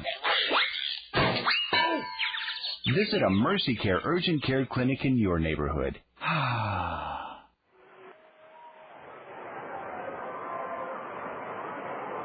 A delay of 51 minutes, but we're playing baseball on an overcast but clearing Thursday afternoon. The Kernels in Game 3 against these Beloit Snappers trail after a half inning, 1-0. An unearned run scored by Beloit in their top of the first inning. Felix Nunez playing in his 12th game as a Kernel, batting .214, a homer, 5 RBIs. And lefty Greg Kloosterman nips the outside edge with strike 1 called. A battle of southpaws here this afternoon. Kloosterman's not as tall as Nick Touchstone, but he's good size, 6'3". He's from the state of Indiana. And he fires high. It's 1-1 to Felix Nunez. Nunez, Billy Boyer, Brandon Wood in the bottom of the first inning as the Kernels try to score for the first time in this series. Felix, a right-handed batter. bunts, and it's a dandy bunt. It'll be a base hit, I think. The throw to first in time. Boy, Adam Heather barehanded that bunt at shallow third and threw in time to get Nunez. I thought Felix would beat that out, but he was out by a step and a half. Kloosterman, the lefty, came together with Adam Heather. They almost collided, and when they crossed paths, I had a single penciled into my scorebook. Felix Nunez just didn't get out of the box as quickly as I thought he might. He's thrown out on a good barehanded play at third by Adam Heather. Billy Boyer takes high, ball one. Boyer, a switch hitter batting right-handed, is batting .255 in 13 games, a homer, 7 RBIs. Billy stands straight away, and ball two is upstairs from the Beloit lefty. There is a keyhole, a path carved from the base of the pitching mound to the dirt batting circle here at the new Veterans Memorial Stadium. You see that at Comerica Park in Detroit and in Phoenix at Bank One Ballpark. A strike to Billy Boyer. Billy, one of the few professionals these days that you will see that does not wear batting gloves. Billy Boyer pops one foul out of play to the right. And the count even to the Kernels second baseman, 2-2. Big crowd here on this Thursday afternoon. We're so glad that you stayed with us through the fun conversation we had with Bob Brooks. A change-up and a swing and a miss by Billy Boyer. Strike three. Billy Boyer is gone after an 0-for-3 night last night. He reached on an error opening up the 8th inning. 2 away in the Kernel first, and the batter, Brandon Wood. Brandon had 2 of the Kernel's 6 hits in our 10-0 loss last night. He's 2 for 8 in the series. Wood hitting .286 with a team-high 23 doubles. 10 homers, 50 RBIs for Brandon Wood. Strike one on the inside edge from Greg Kloosterman. Kloosterman has pitched 37 1/3 innings, surrendered 50 hits in 37 1/3, struck out 28 in 37 1/3, walked 25. Strike two to Brandon Wood. This Beloit club is playing with all sorts of confidence, even though their pitching staff is ranked 12th in the 14-team Midwest League. Brandon Wood takes outside, ball one. Bases empty, 2 gone in the Kernel first inning, 1-0 Beloit. The lefty's curve is grounded back to the mound, and Greg Kloosterman makes a good throw to first to end the Kernel first inning.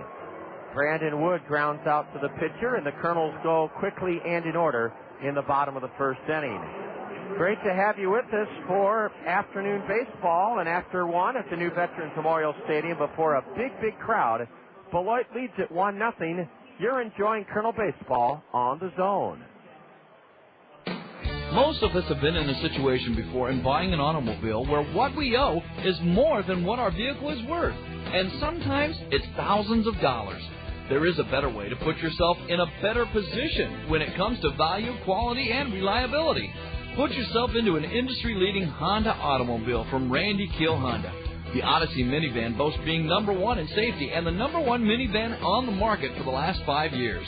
The Honda Accord leads the way in safety and has made the Car and Driver's Top 10 list more than any other car in history. The Pilot topped the SUV categories in its first year out and remains a class leader. And the CR-V continues leading in its class since its arrival in 1997. The subcompact Element is so functional and practical, they're selling as fast as they arrive. So doesn't it make sense to get the best value in the market at Randy Kiel Honda? Great folks to deal with, too, and #1 when it comes to getting you the best price.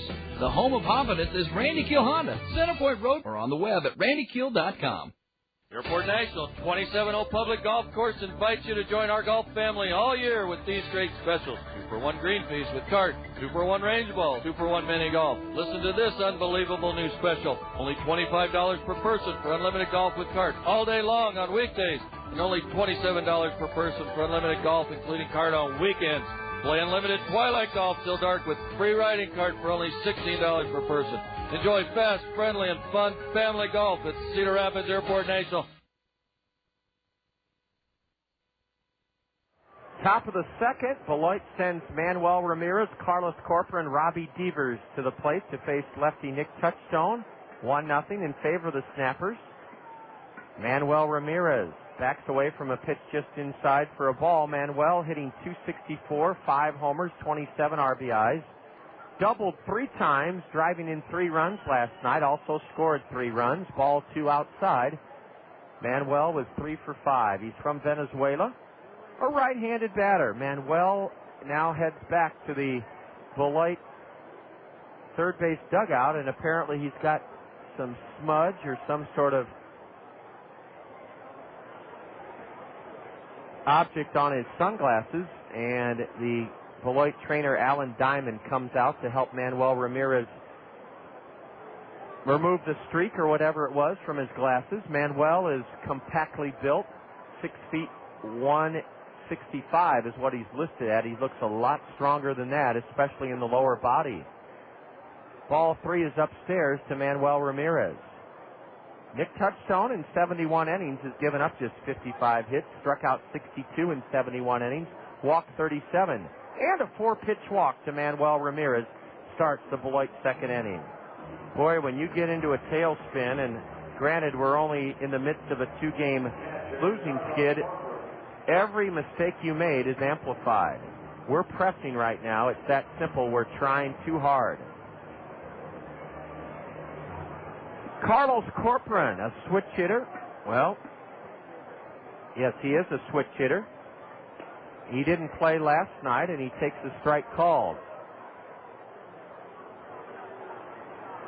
He was 2 for 4, doubled twice in Tuesday's 5-0 snapper win. The 0-1 is rattled foul to the backstop, and Nick Touchstone is ahead of the switch hitter, Carlos Corporán. Corporán has played in 47 of the first 96 Beloit games this year. So just under half of them, a homer, 13 RBIs. A big husky guy from Lake City Community College by way of Puerto Rico, and a terrific sharp breaking pitch from Nick Touchstone is cut on and missed. Carlos Corporán carved up by Nick Touchstone. In baseball, a funny game, a 4-pitch walk followed by a 3-pitch strikeout. 1 on, 1 out, 1-0 Beloit, top of the second. The batter, Robbie Devers. Robbie hitting .202, 3 homers, 17 RBIs. He fakes the bunt, and a good changeup drops in for a strike from the Colonel lefty. Robbie Devers is from the University of Texas, Arlington. Just turned 23 years old last month. Brewer 30th round pick last year. A change in the dirt. What a stop by Bobby Wilson to prevent a wild pitch.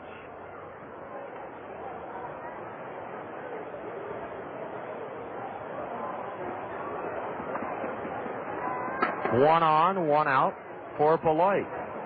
They've been a Milwaukee farm team ever since they entered the league over 20 years ago. Swing and a miss on a fastball. Down and in, and Devers is in the hole, 1-2.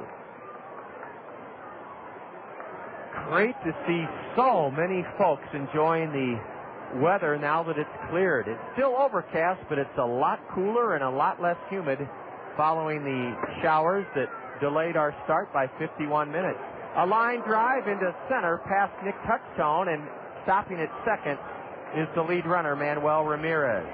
Robbie Devers got a pitch that was right in his wheelhouse, and he just about whiffed the cap right off of the Colonel lefty. Nick reached up at the last moment and tried to stab that liner over his head, but it sailed on into center field, and that's the first hit for Beloit. They have runners at first and second for Josh Murray, their shortstop. Murray in 47 games, hitting .158, 4 home runs, 13 RBIs. Josh Murray's a right-handed batter. Let's see if Nick Touchstone can get a pop-out, double play, or strikeout. A ground ball back to Nick. Throws to second, out, and it's dropped by Brandon Wood. A runner trying to score. That runner is out at the plate. The runner trying to score is out.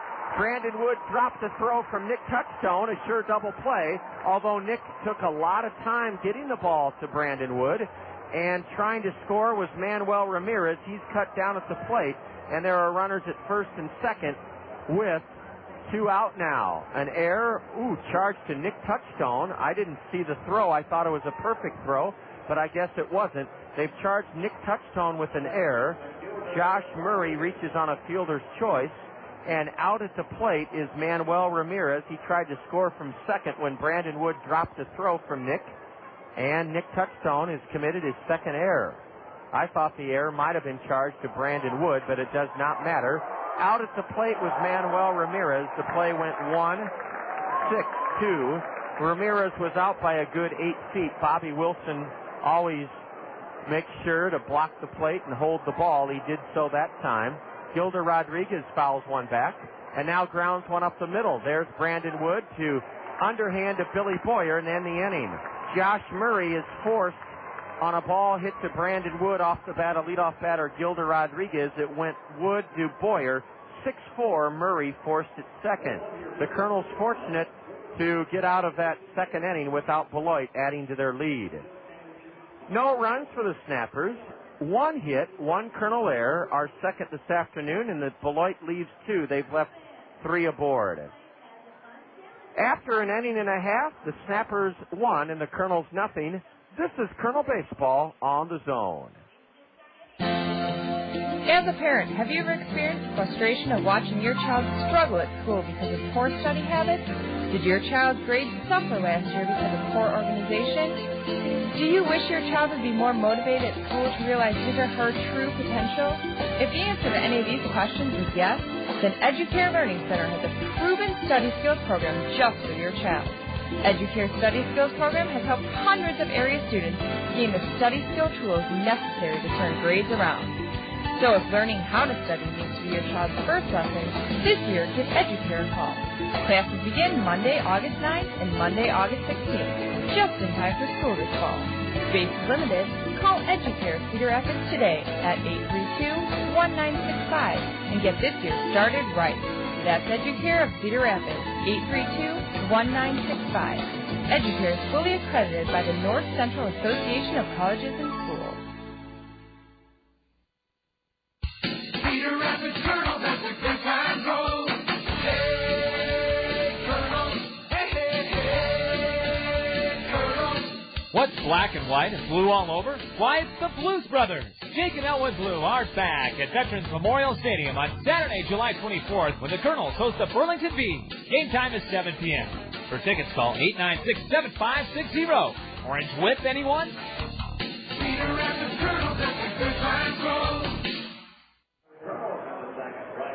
Kernels went down in order in the bottom of the first against lefty Greg Klusterman, and taking high, ball 1 is Blake Balcom. 1-0 Snappers. Blake is the cleanup man, a right-handed batter. 0 for 4 last night, 1 for 7 in the series. Balcom hitting .268, 4 homers, 33 driven in. The count even now 1-1 to Blake Balcom as Klusterman, the lefty, delivered a fastball at the knees. The outfield plays Blake straight away. Beloit has Terry Truffles in left, Steve Moss in center, Robbie Devers in right. Swing and a miss on a changeup. I think that alignment might be out of kilter. Let's double check. I think Robbie Devers is in left field. He is. Devers is in left, and Truffles is in right. So if you're scoring at home with us, you can change those 2 men around. A 1-2 pitch is lofted foul into the first base stands. Again, Robbie Devers is in left field for Beloit. We had announced he was in right field. Devers is in left, and Truffles is in right. 1-2 to Blake Balcom. Ball 2 is inside, a fastball. We'll conclude this series tomorrow evening, 6:40 dugout interview time, 7 o'clock first pitch. Will the Kernels be going for a split or hoping to avoid a sweep? We'll know that at the end of this day. A curve is strike 3 called at the knees, and Greg Klusterman has retired the first 4 Kernels he's faced this afternoon. The breaking pitch froze Blake Balcom. The infield for the Snappers has Adam Heather at third. Josh Murray is at short. The second baseman, Gilda Rodriguez, and Manuel Ramirez at first. Ball one low to Matt Pauley. Matt's at first base this afternoon, batting fifth. Didn't play last night. Pauley hitting .258. Matt has bashed 8 homers, driven in 41. A fastball nips the outside edge for strike one. Carlos Corporán is catching for the Snappers. Their road record on the year is 26-23. 8-6 in the second half. Sweeping Uncle Charlie outside. 2-1 now to Matt Pauley.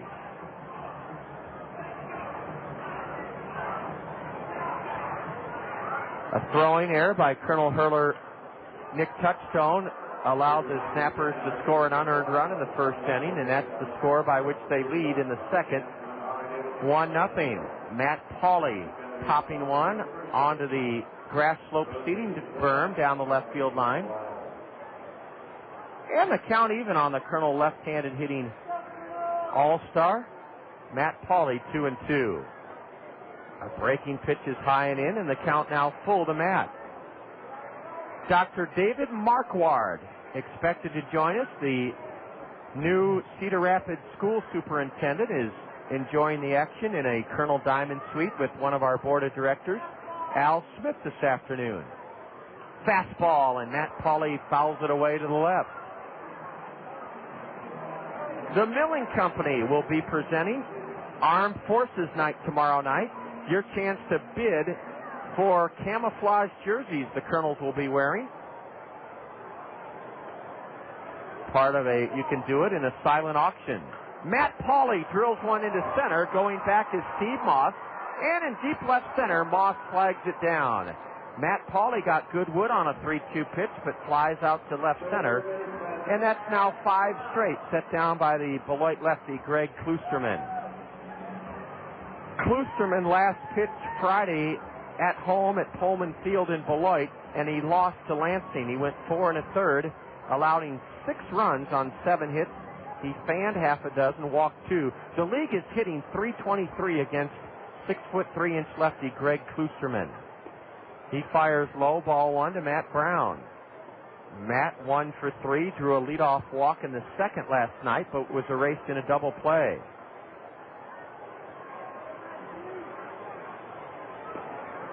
Strike one at the knees to Matt Brown. Brownie hitting .220, third in the league in homers with 17, sixth in the Midwest League with 58 runs driven in. Dollar hot dogs here this afternoon, and the kids and adults are all having fun. A change-up, and Matt Brown missed it, strike 2. The Cubs are about to get underway at home against the Reds. Later this afternoon, the Rockies and Dodgers at Chavez Ravine, and the Giants host the Padres later today. They're underway at Shea Stadium in the bottom of the 5th. The Mets hold a 1-0 lead over the Expos. The Pirates in Atlanta are scoreless at Turner Field in the bottom of the 2nd. Ball 2, a change-up low to Matt Brown. Marlins and Phillies, 0-0 in the top of the 2nd at Citizens Bank Park. And just 2 games tonight in the National League. Ball 3 downstairs to Matt Brown. The parent club of our opponents, these Beloit Snappers, the Milwaukee Brewers, take on the Redbirds at Busch Stadium tonight. And Arizona will host Houston.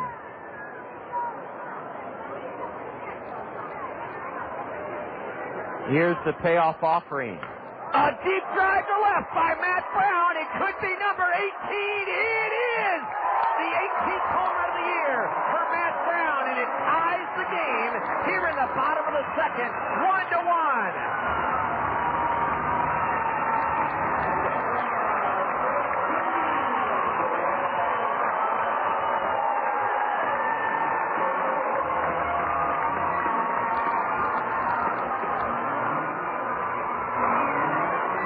Matt Brown brings to an end 19 2/3 innings of futility by the Kernels in this series with one big blow, a game-tying 2-out homer here in the bottom of the 2nd inning.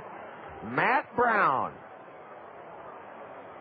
jackhammered one over the left field wall. over the Tri-Vision signs.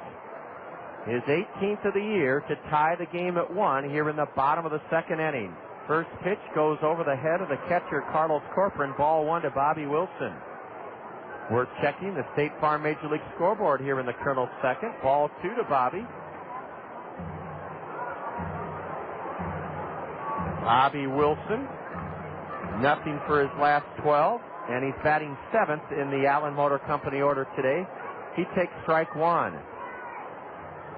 State Farm Insurance agents Gary Schubat, Lanny Peterson, Dale Thompson, and Al Shetler bringing us our look at the State Farm Major League scoreboard. Ball 3 low and in to Bobby Wilson.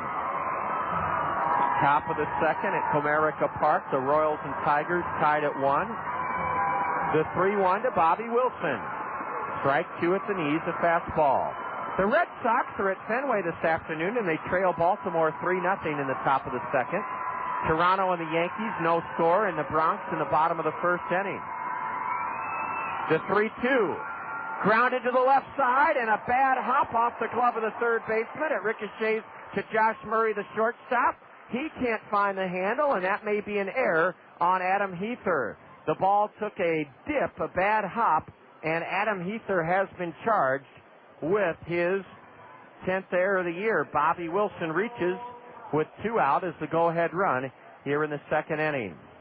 Of course, Megan Comenda, our broadcast assistant, will bring you up to speed a little bit later this afternoon, but right now we can tell you that the Devil Rays and Twins at the Metrodome are tied, or scoreless rather, in the second inning. Our parent club, the Angels, are scuffling a little bit right now. They'll be facing the Rangers. That's just underway at the ballpark in Arlington. And then tonight, the Red Sox will play Game 2 of a twilight doubleheader with the Orioles at Fenway. The White Sox and Tribe will clash at Jacobs Field. And in Seattle, it's the Athletics and Mariners later tonight. A strike is called. Now a pitch outside to Michael Collins. Things are busy here at this ballpark this afternoon, and Megan Comenda, our broadcast assistant, was right where she should be for the announcing of the Cost Cutters Dream Team earlier this afternoon. Those kids had a real thrill. And Megan, how did you keep them so patient? Because they were sure eager to get out on that field. Oh, John, they were so excited, but they were just waiting to meet the players. And they had an awesome time. I could tell, Megan, just by their body language how thrilled they were. It was wonderful. It was a great group of kids. Some of them are screaming. Ball 2 outside. Megan, that scoreboard, Andy Pantini can do certain tricks with it. The Rockwell Collins Game Link to rev up the kids. Yep, telling them to make some noise. And the kids know how to do that. That's for sure, and there are a lot of them here today. We may have close to 3,700. A breaking pitch blooped into right. A base hit for Michael Collins. Bobby Wilson should have gone to third, but he holds on at second. And in Bobby's defense, he had to look over his back shoulder and could not see that that ball was dumped over the head of the first baseman, Manuel Ramirez, for a Texas League single for the number 8 hitter, Michael Collins. Michael Collins has put Bobby Wilson in scoring position with a little clunker over the head of Ramirez at first. Gilder Rodriguez, the second baseman, the man who actually went back into shallow right to pick it up. He fumbled it, and Bobby Wilson decided to hold on at second. He's still in scoring position. Megan, where were you when Matt Brown connected? I was down in the tunnel. Boy, did that ever feel good. The Kernels cast off that monkey that was on their back. 19 2/3 innings we had gone in this series without scoring a run, and Matt Brown tied the game. And Matt has kind of owned Beloit this year. Yes, he has, John. It's the 7th home run versus Beloit. He's 14 for 33 with a .424, 13 RBIs in 10 games. That's Matt Brown. Matt Brown wishes the Snappers would stay in town, even though they've shut us out the last 2 nights. Brownie hitting over 400, and we thank Mike Kuhlbeck for relaying that wonderful stat to Megan and I here in the broadcast booth. 7 of Matt Brown's 18 home runs have come against Beloit pitching. Well, John, the pitching coach just went out. a few minutes ago, so they might be changing up pitchers here. Well, Greg Kloosterman has thrown a strike to Jose Guzman. Now Jose cranks one foul between his manager coaching at third, Bobby Magallanes, and the third base line. It's 0-2 to Jose Guzman. Jose in 12 games, hitting 176, no homers, 2 RBIs. Jose Guzman is batting with 2 on and 2 out. We're tied 1-1 here in the bottom of the second inning. Guzman seeing his first action in this series. Jose is wearing a long sleeve red shirt underneath his red Kernel top. He wears a pair of black batting gloves. And he's behind 0-2 with 2 on. A curve, and it's nubbed to shallow second. This will be easy for Gilda Rodriguez, who throws the hustling Kernel number 9 hitter out. Guzman rolls out to second. The Kernels score a run on Matt Brown's 7th home run against Beloit pitching this year. Number 18 on the year for the Kernel All-Star. 1 run, 2 hits for the Kernels, 1 Beloit error. The Kernels leave 2 men aboard, our first 2 stranded today. It's a brand new game as we head to the top of the third inning. The Kernels and Snappers tied at 1. This is Kernel Baseball on the Zone. Your attention, please. Here's an important reminder for Cedar Rapids area residents from your friends at Solid Waste and Recycling. The 6th Street Recycling Center is no longer open, but you can still recycle cardboard, newspapers, magazines, paper, glass, and plastics at City Carton on Ingleside Drive, 3 blocks west of 6th Street. It's free, convenient, easy to use, and open 24 hours a day, 7 days a week. Remember the new recycling location, City Carton on Ingleside Drive, west of 6th Street, near Hawkeye Downs.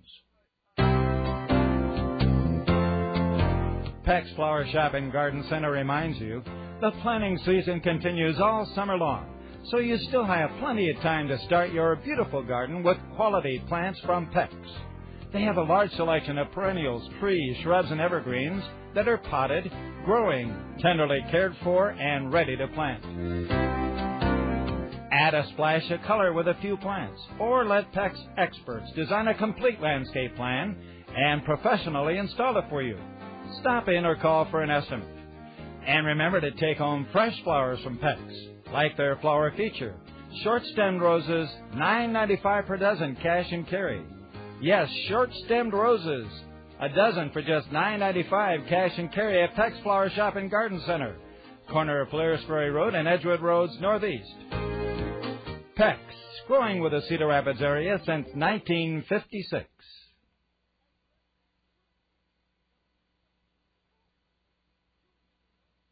Well, perhaps you're back from lunch and sitting in your office or your cubicle, or maybe even you're on a riding mower or a tractor with your headset on, or maybe you're tuning us in on the computer at work or at home. Wherever you are, we're certainly delighted to have you along with us on this Thursday afternoon. It's the Kernels and Snappers meeting for the 11th time this season. Each team has won 5. We're tied at 1 as we go to the top of the third, and missing outside, or a strike rather, to Terry Truffles, and now strike 2 from lefty Nick Touchstone. We have lots of fun in store for you today, including our updating of all the afternoon action on the State Farm Major League scoreboard. We'll have our Kernel Springhouse Family Restaurant baseball trivia question coming in the top of the 6th inning. In just a little bit, we'll check Halo happenings, results from around the Angel organization from last night. A change up in the dirt to Terry Truffles. The speedster popped out to Billy Boyer, who made a fantastic over-the-back catch in shallow right back in the 1st inning. Strike 3 called. Nick Touchstone rolled one off the table, as they say.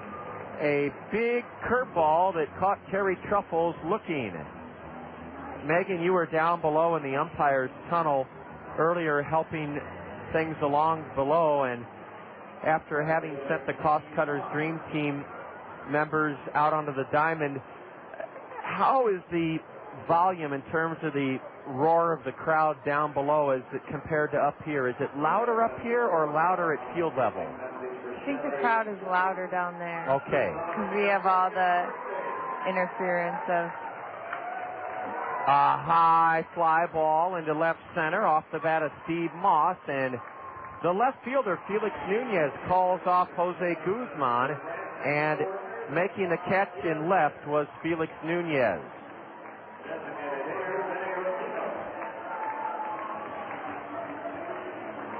Megan, we've just been given an offer that I'm accepting on your behalf. Hot dogs are only $1 today, and our good public address friend Dale Brote is ordering. And since you said 5 was the number last night, I'm ordering you 1 here. I know you're pointing to your tummy from that big breakfast you had, so we'll make it 1 hot dog for me. Sounds good. Okay. Lori, thank you so much, and tell Dale thank you for his wonderful kindness and generosity. Yes, please. Yes, thank you. I ordered mine with mustard on it for only $1. Dale is being very, very kind to treat the entire press area. 3-0 now to Steve Moss as Nick Touchstone is trying to set down the snappers in order for the first time. He won't do it. A 4-pitch walk to Vinny Rottino. I said Steve Moss. Moss flew out to shallow left. 1 on, 2 out for Adam Heather. As we look down, we see all sorts of different baseball jerseys, camp shirts, hats. This is a real sporting crowd, it appears. Yes, John, a lot of people turned out for this game. Despite a rocky start with a 51-minute rain delay. A throw to first, and the runner gets back. How heavy was the tarp after the 50 minutes of rain? Wasn't too bad. Good. I know you had all hands on deck, thankfully, and yes, we did. That really helps. Heather, a right-handed batter, lays off a pitch high for ball 1. The Kernels are 13-13 in the second half. Beloit's 12-14. The Kernels lead the Snappers by a game. We've already qualified for the playoffs by virtue of our terrific second-half finish in the first half. Swing and a miss on a change of speeds, and Adam Heather is talking to himself as he steps out of the batting box. Kernels in their all red knit tops with white home trousers, navy blue caps, red bills, and now Nick Touchstone steps off the rubber. Blake Balcom has been instructed to move a couple of steps to his right, further away from the line, with Adam Heather at the plate.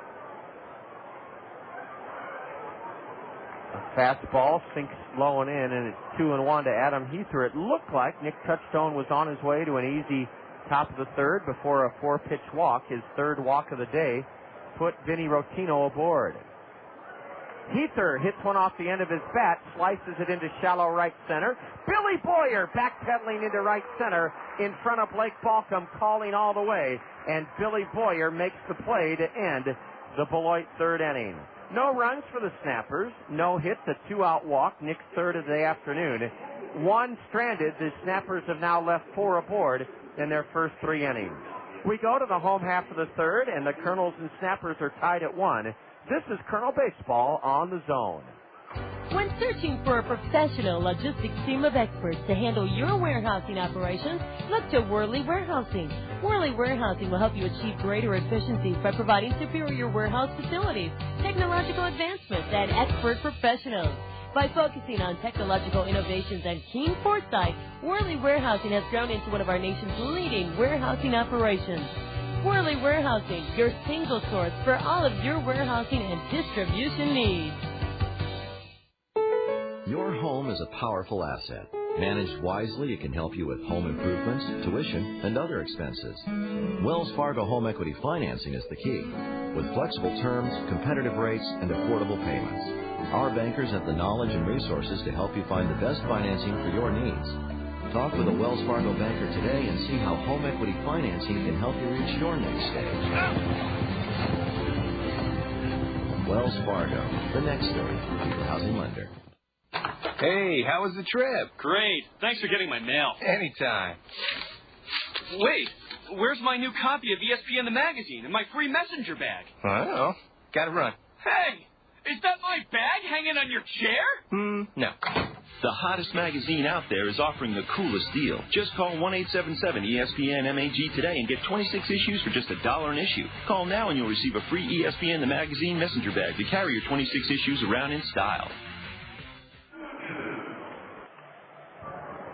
Top of the order for the Kernels in the bottom of the third inning. We're tied at 1. An unearned run scored by the Snappers against Kernel lefty Nick Touchstone in the first, and then Matt Brown belted his team-high 18th of the year with 2 out and nobody on in the second to tie the game. Felix Nunez takes a mighty cut and rips one foul into the backstop 0-1 to Felix, who tried to bunt his way on in the first and was thrown out on a good barehanded play at third by Adam Heather. The starter for the Snappers is Greg Kloosterman, and he misses high and away. 1-1 to Felix Nunez, right-handed batter. Strike 2 called. With our parent club in action this afternoon at the ballpark in Arlington, we'll keep you up to date as the Angels try to break a losing skid. But AAA through the lower levels, Halo happenings. How have former Kernels done in the Anaheim Angel organization? A swing and a miss on a curve, and that's the third strikeout for the lefty Greg Kloosterman. Megan has the Halo happenings for us. Well, in Salt Lake, they played Sacramento. Brandon Emanuel gave up 1 hit and 1 run in 1.2 innings and took the loss. Sacramento won that game 3-2 against our Salt Lake team. Our Arkansas team played Round Rock. Round Rock won that game 13-1, but Mike Elward had 2 of Arkansas's 4 hits. A curve is up and away to Billy Boyer, ball 1. Down at Rancho, Modesto came and played. Unfortunately, Modesto won that game 7-5, but B.J. Weed hit his 3rd home run and drove in 3 runs. Well, that's great for B.J. A high fastball, and Billy Boyer just about jumped out of his shoes trying to belt that one over the fence. He swung and missed, strike 1. Our Provo team won against Missoula 6-2, and Sean Rodriguez was 1 for 4 with 2 RBIs. Good for Sean. I'm sure he's doing great along with Caleb Mayer at Provo, but the rest of the Angel affiliates didn't fare well last night. Neither did our big club, the Angels, and neither did we. We lost 10-0 here. 2-1 delivery, missed low and in from the southpaw, Beloit's Greg Kloosterman. It's 3-1 now on Billy Boyer. Megan, what's the Provo record now? Provo is 17-15. They're first in Pioneer South. And how about Mesa? Mesa is 5-19. They're 9th in AZL. The Arizona Rookie League. Ball or strike 2 to Billy Boyer. Now the payoff pitch. The Snappers wanted the call from plate umpire Bob Davidson. Ball 4 apparently a little bit low or inside. And Billy Boyer, the go-ahead run at first with only 1 out here in the bottom of the 3rd inning. Boyer has reached on the first walk issued by the Snapper lefty. Megan, of those affiliates in their cities, Salt Lake, Little Rock, Arkansas, Rancho Cucamonga, California, Provo, Utah, or the Mesa, Arizona, which one of those would you most like to visit? I would say Rancho, John. That's because it's in Southern California? Yes. Okay. Not a bad choice. It's, I think, about 30 miles west of Los Angeles. Yes. Or east. Then you could go see the Anaheim Angels play. That's right. They're very close together. Brandon Wood is ahead 2-0 as the Beloit lefty has missed twice high and away. Brandon ended the Colonel first by grounding back to the hill. Yeah, Rancho Cucamonga is about 30 miles east of Los Angeles. I wouldn't want to send you 30 miles west. You'd be in the Pacific Ocean. Ball 3 just missed high and away, and Greg Kloosterman is laboring just a little bit now. He's making his 10th start of the year. He's won 2 and lost 6 with an ERA of over 8, but it's a 1-1 game here in the bottom of the 3rd. Ball 4 just low, and the Kernels have back-to-back walks drawn by Billy Boyer and Brandon Wood. And Blake Balcom could give the Kernels their first lead of this entire series here in the bottom of the 3rd inning.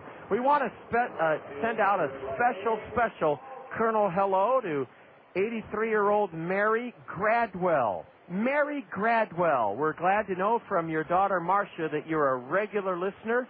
You've even commented how much you enjoy the help that Megan Comenda and Matt Moss provide as our broadcast assistants. Thank you, Mary Gradwell, who tunes into all the Colonel games. Her daughter works in our ticket office. Marcia. The crowd comes alive. Blake Balcom shoots one foul off to the right.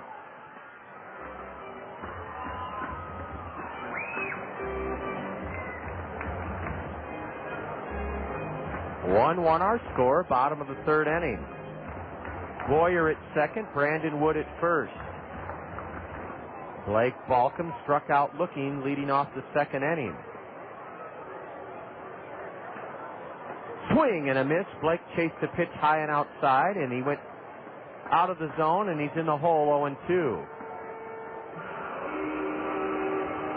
O'Megan just served me up one of the Red Hots, Lori Pantini, kind enough to be Dale Brote's emissary, and boy, Dale must have spent at least $15 to feed the entire press box here.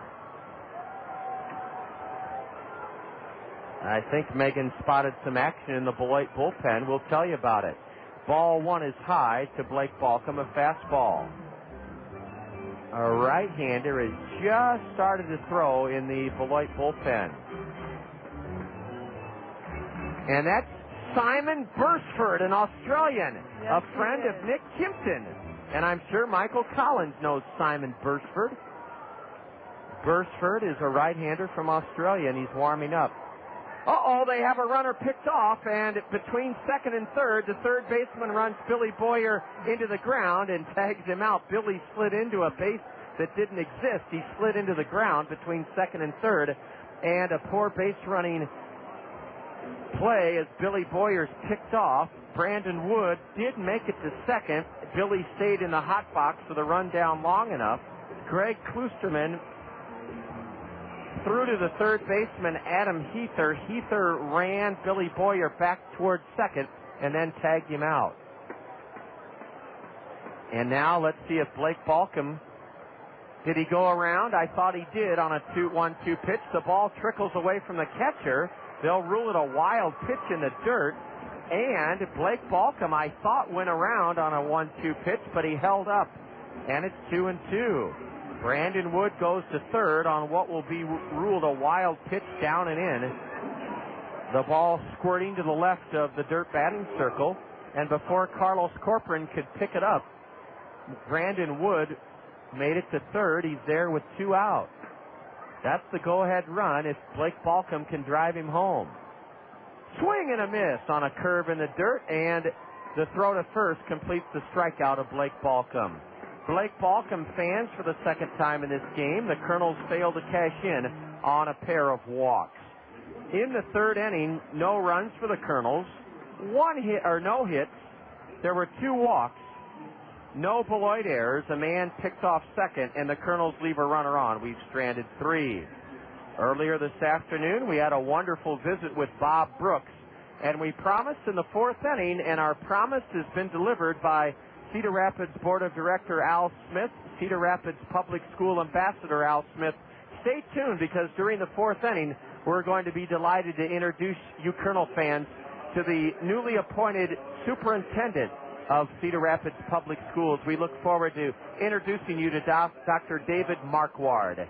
After 3, we've got a great game going here at the new Veterans Memorial Stadium. Beloit won, the Kernels won. This is Kernel Baseball on the Zone. Whether you're a serious athlete or a weekend warrior, injuries can take you out of your game. Smart athletes know that Physiotherapy Associates in Cedar Rapids are the experts in the treatment and prevention of sport-related injuries.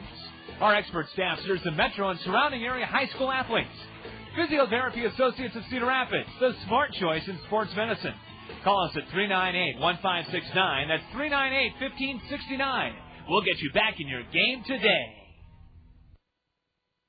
Hi, this is Dave Town with Five Seasons Transportation and Parking. Do you ever wonder if it's safe to send your child on the bus? It is, and here's a few reasons why. All the buses in Cedar Rapids are equipped with security cameras, so the drivers always know what's happening behind them. The buses also have global positioning systems, or GPS, which means they can be tracked at any time by satellite. Does that surprise you? It shouldn't. Five Seasons Transportation takes safety very seriously, and we've taken many steps to make sure your child will have a safe, easy ride every time they take the bus.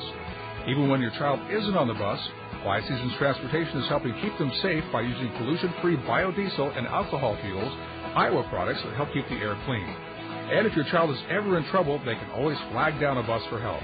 I'm Dave Town, and I like to think of the bus as a traveling safety cocoon, motoring along Cedar Rapids streets. And keep in mind, if the bus is that safe and easy for your child, maybe you should think about riding the bus to work. Affordable, convenient, and safe. That's the bus. Ride it. First pitch of the fourth, a strike called from Nick Touchstone, the lefty, to Manuel Ramirez. He now squirts one foul to the screen. Manuel walked but was thrown out at the plate trying to score on a Nick Touchstone throwing error back in the second. 1-1 our score. We're in the top of the fourth inning on an overcast but delightful Thursday afternoon. And what a privilege and pleasure it is to meet Dr. David Marquardt. Dr. Marquardt, you'll be taking over the reins, or have you already officially assumed your position as our new superintendent? Starting July 1st, I went into the office full-time here in Cedar Rapids, and am delighted to be here with you this afternoon and to be in Cedar Rapids working with all the fine people in our community and with our schools. Well, thank you, Dr. Marquardt. It's really neat to have you with us, and I know that you have a very, very strike. 3 called at the knees, a fastball, and Manuel Ramirez called out on strikes. That's the third strikeout for lefty Nick Touchstone. You have a very Midwestern root background, and I thought it would be fun for our listeners to hear. Most superintendents start with a liberal arts education, and they start in the classroom. You did both. Yes, I did. I was fortunate. I'll take the pitch here first. Carlos Corporán loops it foul into a lot of future kids that I'm sure Dr. Marquardt will get to know. All the kids in the Papa John's Plaza scramble for that one. There are a lot of them out here today, that's for sure. Started at Augustana College after prepping at Dubuque Senior High School. A line drive into center on an 0-1 pitch. Carlos Corporán has a base hit. It was fumbled out there by Jose Guzman, but he gets it back in to hold Carlos to a leadoff single. You then, Dr. Marquardt, grew up in the Quad Cities? No, actually in Dubuque. Oh, in Dubuque, yeah. Okay. Then in 1967, ventured down the road to Rock Island to go to Augustana, and then have spent most of the last of the 33 years of my professional career in and around the Quad Cities in 3 different school districts there. Have you seen the marvelous renovation of the new John O'Donnell Stadium? I've had that privilege. I was out at the ballpark about a month ago, and we were entertained by the Superstars that night, put on quite a show. The venue reminds me a lot of this one here at Veterans, and what a great place for the minor league ball players to break in. Oh, their palaces compared to the old conditions from just a decade or two ago. A strike and now a ball low to Robbie Devers. 1 on, 1 out for the Snappers. They're batting in the top of the fourth in a 1-1 game, and we're just thrilled to have Dr. David Marquardt with us. Al Smith, who's been a great friend of both the Cedar Rapids Public Schools and the Kernels for decades, had arranged to invite Dr. Marquardt to the ball game. And Dr. Marquardt, just out of curiosity, when you were at Augustana, and we can see the gold dome from the newly renovated John O'Donnell Stadium, did you ever rub elbows with Kenny Anderson, the Bengal quarterback? Matter of fact, I did. Kenny and I were in the same class, and I played 4 years of football with Kenny at Augustana, and just recently attended the wedding of his oldest daughter in the Cincinnati area. So that's marvelous. We've maintained a really close friendship all through the years. Well, he is one of the most underappreciated but great NFL quarterbacks ever. A 2-2 pitch from Touchstone is down and in, and the count full now to the number 8 hitter Robbie Devers, who singled in the second inning. The Snappers will likely be running here. Don Money loves to send his runners in motion, and even though Carlos Corporán's a slow-footed catcher, I bet he'll be running. So does Nick Touchstone. Nick throws over there, and back safely is Carlos Corporán. Did you have any idea, Dr. Marquardt, that Kenny Anderson would have such a long career of stardom in the NFL when you knew him at Augie? Oh, I don't think there's any way to predict quite what happened, but it didn't take too long to notice that he had something special and was certainly a quality athlete, and something might be in his future. But to play 16 years in the NFL and do some of the things that he did, I don't think any of us would have predicted that. A curve and a swing and a miss. Nick Touchstone with one of the biggest pitches of the day on a 3-2 pitch got Robbie Devers swinging. My prediction that Carlos Corporán would be running on that 3-2 pitch was wrong. He was not running. Here's a drive into left center. Guzman won't get it. It's over the head of Brandon Wood. Jose hustling in to retrieve it. And a pitch hit off the trademark by the number 9 hitter Josh Murray. A clunker into left center has Beloit runners at first and second.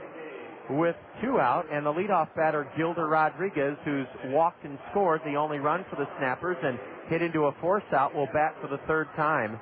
Well, Dr. Marquardt was at an Augustana football program in the 80s. They used a full house backfield, I think, and ran the ball virtually every play. With Kenny Anderson, did they use his great arm and his athletic ability? Did you pass quite a bit? We did. We were pretty much a balanced team, ran the ball and threw the ball. And, of course, the Bob Reed teams in the 80s that won the 4 national championships were primarily running teams, but threw the ball very effectively. When they threw, they were very effective, scored a lot of points through the air, but primarily were solid defensively and ran that ball. You had to stop the run, and if you couldn't, they'd probably beat you. Augustana, terrific liberal arts school in Rock Island, and that's where Dr. Marquardt got his liberal arts education. Ball 2 is high and away. Then Dr. Marquardt, I went to school in Galesburg, Illinois, and equally close to the Quad Cities and Macomb. You then went to Western, a leatherneck. Right, got a master's degree and an advanced certificate of study at Western, and coincidentally, one of my daughters will be starting her teaching career in Galesburg. Is that right? So it's a smaller world than we think sometimes. Oh, what a terrific town Galesburg is. And your daughter does have a job right out of college then? Yep, graduated from the University of Illinois in May, and shortly thereafter signed a contract to teach. So we're very excited about that there's another teacher in the family. Oh, and she'll love Galesburg. It's 2-1 to Gilder Rodriguez with 2 on and 2 out. The Colonel lefty throws to first. What a dangerous play. A timing play. Matt Pauley snuck in around the runner at first, Josh Murray. And, brother, I hope the Colonels decide to take that one out of the playbook because, whoo, boy, high risk and little gain on a pickoff attempt to the guy at first base. The lead runner at second was not thrown in behind, and ball 3 to Gilder Rodriguez. Look out here. Gilder Rodriguez batting .255, no homers, 18 RBIs. Rodriguez is trying to give the Snappers the lead back here in the top of the 4th inning. Rodriguez, the leadoff batter, takes high. The bases are loaded, and that's the 4th walk issued by Touchstone. Let's see if Eric Bennett, the Colonel pitching coach, will come out. Terry Truffles hasn't looked good at the plate yet today, but he's Beloit's leading batsman, hitting .314, and Eric Bennett does come out to the hill. Dr. Marquardt, were the big, tall dormitories built at Western Illinois when you were there?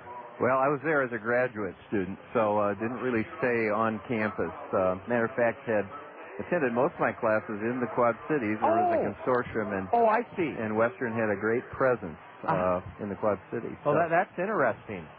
And then when did you decide that you'd take that scary step and go all the way for the PhD?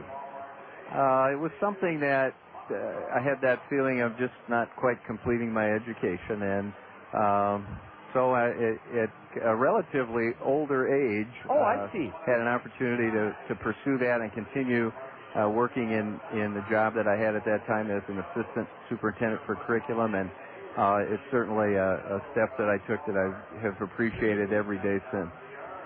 And you did that at Illinois State or through Illinois State? It was through Illinois State, but once again through the consortium in the Quad Cities. So they delivered it to the doorstep, and it made it very convenient to pursue that last degree. Well, congratulations on taking that step. We'll get into some of the marvelous things you've done in your career, but I always find it fascinating, and I know our listeners do, to hear how you get the real-life experience in the classroom and keep working for higher degrees of training and expertise. Terry Truffles takes a curve for a ball. The game may be hinging here in the 4th inning. Beautiful Uncle Charlie is a strike, and Truffles is even on the count now, 1-1. Dr. David Marquardt has joined us. He'll be with us in the bottom of the 4th inning, and then we're going to turn him loose. Megan Comenda, our broadcast assistant, is going to give him just a sneak peek at a marvelous partnership we've forged with the Cedar Rapids School District. Our 6th year just completed of the Toyota Financial Services Colonel Summer Reading Program. Strike 2 on the outside corner to Terry Truffles. Terry wears his gray trousers all the way down at the tops of his shoes. Right-handed batter, a pair of black batting gloves, and a two-tone color bat. Curve, grounded to third. Matt Brown will tag third, and we're out of the inning. A ground ball by Terry Truffles, fielded at third by Matt Brown. He looked at first, but took the play right in front of him, forcing the base runner Josh Murray for the final out of the fourth inning. Wow, Nick Touchstone pitches around a couple of singles and a walk and prevents Beloit from taking the lead in this game. No runs for the Snappers, 2 hits, a walk. There were no Kernel errors. Beloit leaves the bases full. They've stranded 7, and the Kernels hope to parlay the momentum that they now have in their corner into some runs in the bottom of the fourth inning. We'll continue getting to know the newly appointed Cedar Rapids Superintendent of Schools, Dr. David Marquardt, in the bottom of the fourth inning. As we head there, the Kernels and Snappers tied at 1. This is Kernel Baseball on the Zone. Rockwell Collins celebrates Decorah. For the past 25 years, our exceptional people have produced world-class communication and aviation electronic solutions in a place Rockwell Collins proudly calls our town, Decorah. Buying and selling a home or any real property is as easy as calling Viking Realtors in Decorah. I'm John Kern. Next move, call Viking Realtors. For 30 years, Decorah's most successful real estate company. Find us at VikingRealtors.com. Whether you're a serious athlete or a weekend warrior, injuries can take you out of your game. Smart athletes know that Physiotherapy Associates in Cedar Rapids are the experts in the treatment and prevention of sport-related injuries. Our expert staff serves the metro and surrounding area high school athletes. Physiotherapy Associates of Cedar Rapids, the smart choice in sports medicine. Call us at 398-1569. That's 398-1569. We'll get you back in your game today. There is a one-stop service center for your car or truck. Webb's Transmission in Cedar Rapids, where Mike, Tracy, and the gang will take care of your automotive needs. Using a combination of experience, common sense, and computer diagnostics, Webb's Transmission will service your engine, transmission, perform brake and coolant service, or just about any routine maintenance. And now, Webb's Transmission offers injector cleaning. Webb's Transmission at the corner of J Street and 36th Avenue Southwest in Cedar Rapids. And we want to remind you, as the Kernels bat in the bottom of the fourth, tied 1-1 with Beloit, that this is Kernel Baseball on the Zone, ESPN Radio 1600, KCRG. Dr. David Marquardt, the newly appointed superintendent of Cedar Rapids Public Schools, has been kind enough to spend an inning with us. Ball one is high in to Matt Pauley.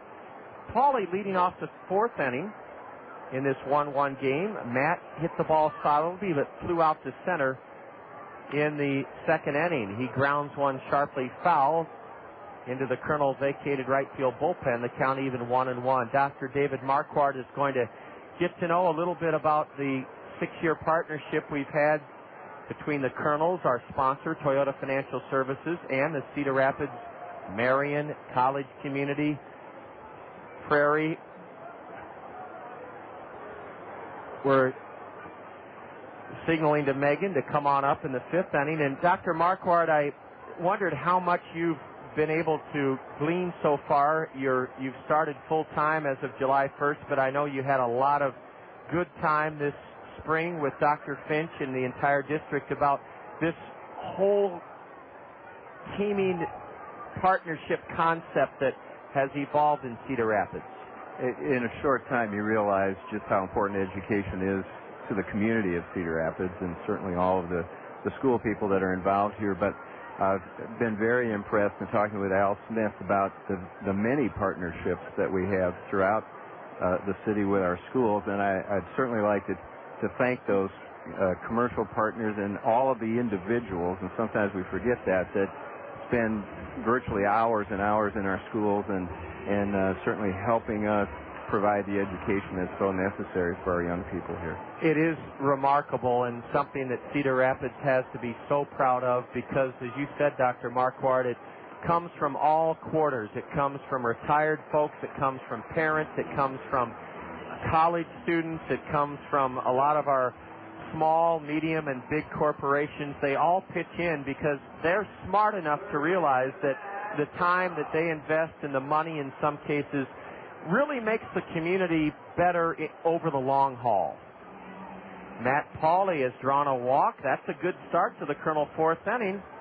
Go ahead, run it first for Matt Brown. Let's see if Brownie will be called upon to try to bunt Pauley the go-ahead run to second. No, he's swinging, and ball one, a changeup outside from lefty Greg Kloosterman. This will likely be Greg's last inning of work with Australian Simon Bursford ready to go in the Beloit left field bullpen.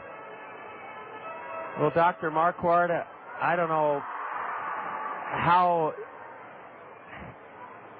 to say it other than we really are so thrilled that you're the person that will take the torch from Dr. Finch. Dr. Finch was so highly respected and so highly thought of, and Al Smith is, the few times he's been able to talk to me about your coming on, we know that we have a person who's going to lead this district through some tough challenges the next few years. I know that you wouldn't have taken this position. You know that there are some challenges, but after having just met you here this afternoon, I know everybody's going to work with you.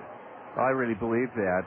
There's, I think, two things that I've looked for in any job, and one is certainly opportunity, and the other is challenge, and I think we have them both here. Yes. And I believe that we certainly have the support within the school district and certainly in the community to meet the needs. We know that our greatest challenge is the number of children that we have that come from disadvantaged backgrounds that we need to take to higher levels of learning. And I believe the commitment is here to help us focus and get that done over a period of years. I know it is, too. That support and commitment are definitely here. Bobby Wilson now batting. Here's, as Dr. Marquardt and I were discussing his appointment, Matt Brown swung at a pitch in the dirt and missed for strike three, but the ball was in the dirt, so Matt Pauley hooked it down to second on a wild pitch. Now Bobby Wilson takes a curve, and I believe it was low. The scoreboard hasn't flashed anything, so perhaps Bobby is facing his first pitch now from Greg Kloosterman. Here it is. High for ball one. A base hit by Bobby Wilson would give the Kernels it's ball two. We did see right. There was a pitch that wasn't put up on the scoreboard. It's 2-0 to Bobby Wilson. Bobby reached on an error following Matt Brown's home run in the second inning. Wilson tags one hard into right. Terry Truffles back at the wall. Has it. Slams into the 8-foot-high padded wall and prevents Pauley from going to third. I didn't think that ball was going to carry as far as it did. It went back onto the warning track and sent Terry Truffles crashing into the 8-foot-high green padded wall in right. Bobby Wilson narrowly missed an extra base hit. Didn't miss his seventh home run by more than 3 feet. Truffles made a terrific catch, ramming into that padded wall and making sure that Matt Pauley didn't go to third. Now we need a 2-out hit from Michael Collins, the Australian big strapping catcher, to bring home Matt Pauley from second base. Dr. Marquardt, I know that here's a little looper off the fist of the batter foul. Anybody who's raised a family, and you mentioned one of your daughters starting her professional teaching career in Galesburg, you have an interesting tie to Cedar Rapids. Your wife went to Washington High School. That's right. She's a 1968 graduate of Washington, and interestingly enough, I was a graduate of Dubuque Senior, so a line drive into left center is going to put the Kernels ahead. Rounding third is Matt Pauley. The throw home is not in time, and Michael Collins will try for second. He is out at second to end the inning, but Michael Collins gives the Kernels the lead 2-1 with a 2-out base hit into center, scoring Matt Pauley. We're going to wrap the fourth inning up and let Dr. Marquardt continue about the interesting connection between Dubuque Senior and Washington High School, where his wife went to school. In the fourth inning, 1 run for the Kernels on 1 hit. There were no Beloit errors, a walk, a wild pitch. The Kernels leave the bases empty, but take the lead for the first time in this series, 2-1. Dr. Marquardt, did you actually run into your wife when you were in high school, or how did it work? No, but little did I know that I would marry someone from Washington. After traveling down Highway 151 a few times to play both Jefferson and Washington and a number of sports back in those days, But sure enough, a few years later, we met and have been married and have 4 children. That it's been a delight to have them, and through the public school systems in the districts where we have been. And it's certainly my pleasure, extreme pleasure, to be here and work with the wonderful people of Cedar Rapids. And I thank you for taking the time. Oh, we're very glad you could come. I was looking forward to this day, and Al Smith is the best ambassador this city has, and I know Al has become a good friend of yours already, Dr. Marquardt. Thank you so very much. Let's see if Megan pops in here in a moment to give you just a sneak look at some of the things we've done with the reading program through Toyota Financial Services. But if she's not here in the next minute or two, we'll turn you loose to enjoy the rest of the ball game. We go to the top of the 5th inning, and we're tied 1-1. This is Kernel Baseball on the Zone. Toyota Financial Services and the Kernels would like to thank the legions of parents throughout the community who are encouraging and helping their children to read this summer. The time and attention you spend supporting your child's reading effort means the world to them. Toyota Financial Services and the Kernels thank you for making a true difference in the welfare of your children. From helping them pick out their books to initialing their bookmarks and bringing them to the stadium to get their reading rewards, from Toyota Financial Services, you're the best. Dun, dun, dun, dun, Da da da da da! Hey, call the A-Team! Hey, Matt, thanks for having us over for the game, but, we could have had it at my house. My TV is bigger, and my AC works. I thought you were supposed to get that fixed while your wife was out of town this week. Oh, man, I totally forgot, and she's coming home tomorrow. She's gonna kill you. What am I gonna do? You need to call the A-Team. The A-Team? Yeah, Ahern Plumbing and Heating. They can get your service in 24 hours, guaranteed. I better call Ahern Plumbing and Heating right away. When it comes to fun in the new Veterans Memorial Stadium, nothing compares to the Westdale Mall Mix 96.5 FM Home Run Hot Tub. As you bask in the soothing comfort of the Westdale Mall Mix 96.5 FM Home Run Hot Tub, you'll be taking in the action from a breathtaking perch just above the left field wall. Register for your chance to be drawn as the winner of the Westdale Mall Mix 96.5 FM Home Run Hot Tub by visiting Westdale Mall. Here we go to the 5th inning, an inexplicable 4-pitch walk to the number 3 hitter Steve Moss, the 5th issued by lefty Nick Touchstone. Let's see if Nick can come back. He's done it all afternoon following walks. The only run the Snappers have scored off the Kernel lefty was as a result of a walk and an error back in the 1st inning. It's 2-1 Kernels in the top of the 5th inning. Strike 1 on the outside edge to Vinny Rottino. A double play ball to second. Boyer to Woods for 1. Brandon on to first. The Kernels turn a double play. Billy Boyer to Brandon Wood on to first baseman Matt Pauley. 4-6-3, and boy, is that what the doctor... We thank the doctor for ordering up that double play. 4-6-3, and Nick Touchstone is now within an out of going 5 innings. The Kernels will definitely need some help from their bullpen. Nick has made a lot of pitches. A pitch ripped foul down the left field line by Adam Heather, strike 1.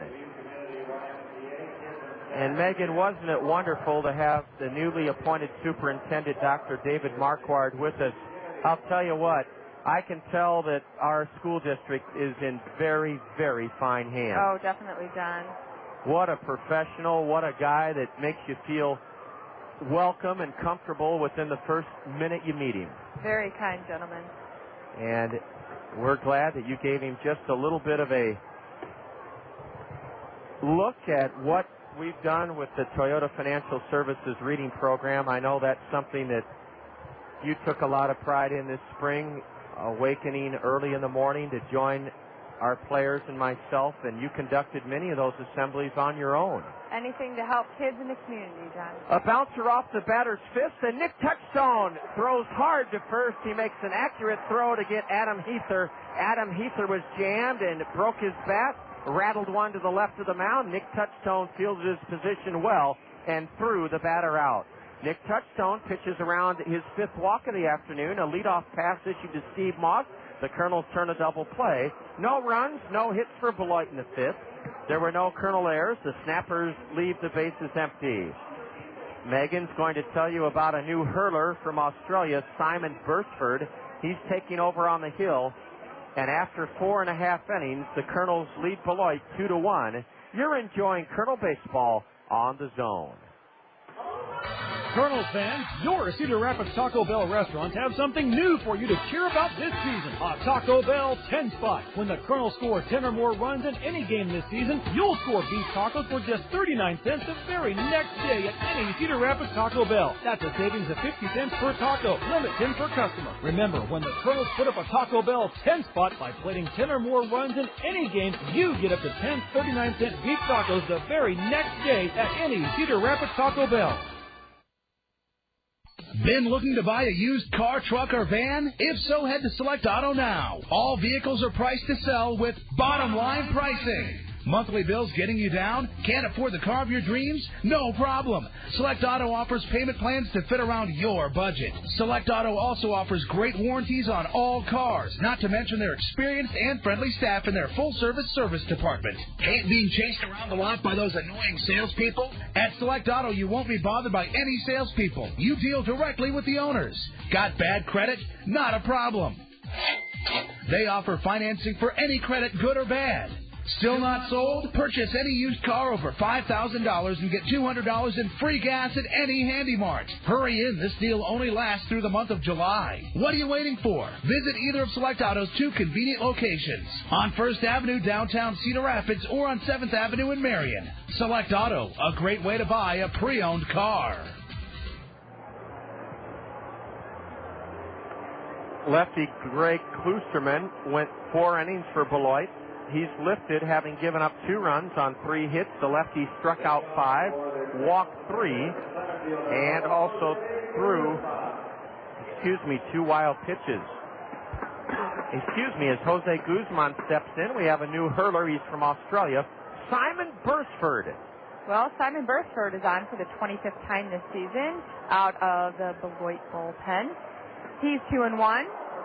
A bunt foul over the screen by Guzman. Jose greeting the right-hander, batting left-handed in the hole 0-2. Simon has a 3.97 ERA. He's pitched 59 innings, and in those 59 innings, he's allowed 59 hits, fanned 56 batters, and walked 28. His 0-2 is high to the switch hitter, Jose Guzman. Guzman grounded out to second, facing the starter, Greg Kloosterman, back in the second inning. 2-1 Kernels, bottom of the 5th, and a little looper into center. This may fall. No, it's going to carry out, and it's caught by Steve Moss. Moss was playing shallow, and as a result, he had plenty of time to come in about 10 feet and make the catch on the Guzman soft fly ball into center. Simon Burstford, Beresford, went to Texarkana Junior College. How in the world from Australia do you wind up in Texarkana, Texas? Oh, brother. The league's hitting 262 against Simon. He's a big kid, Yes, 6'6", 215. Ball 1 is low to Nunez. Why is it, Megan, and I'm not asking this in a gender-biased or sexist way, but why are a lot of women smitten with guys with Australian accents? A drive foul by Nunez. I don't know, but he sure has a thick one. I saw him downstairs earlier, and it is unbelievable.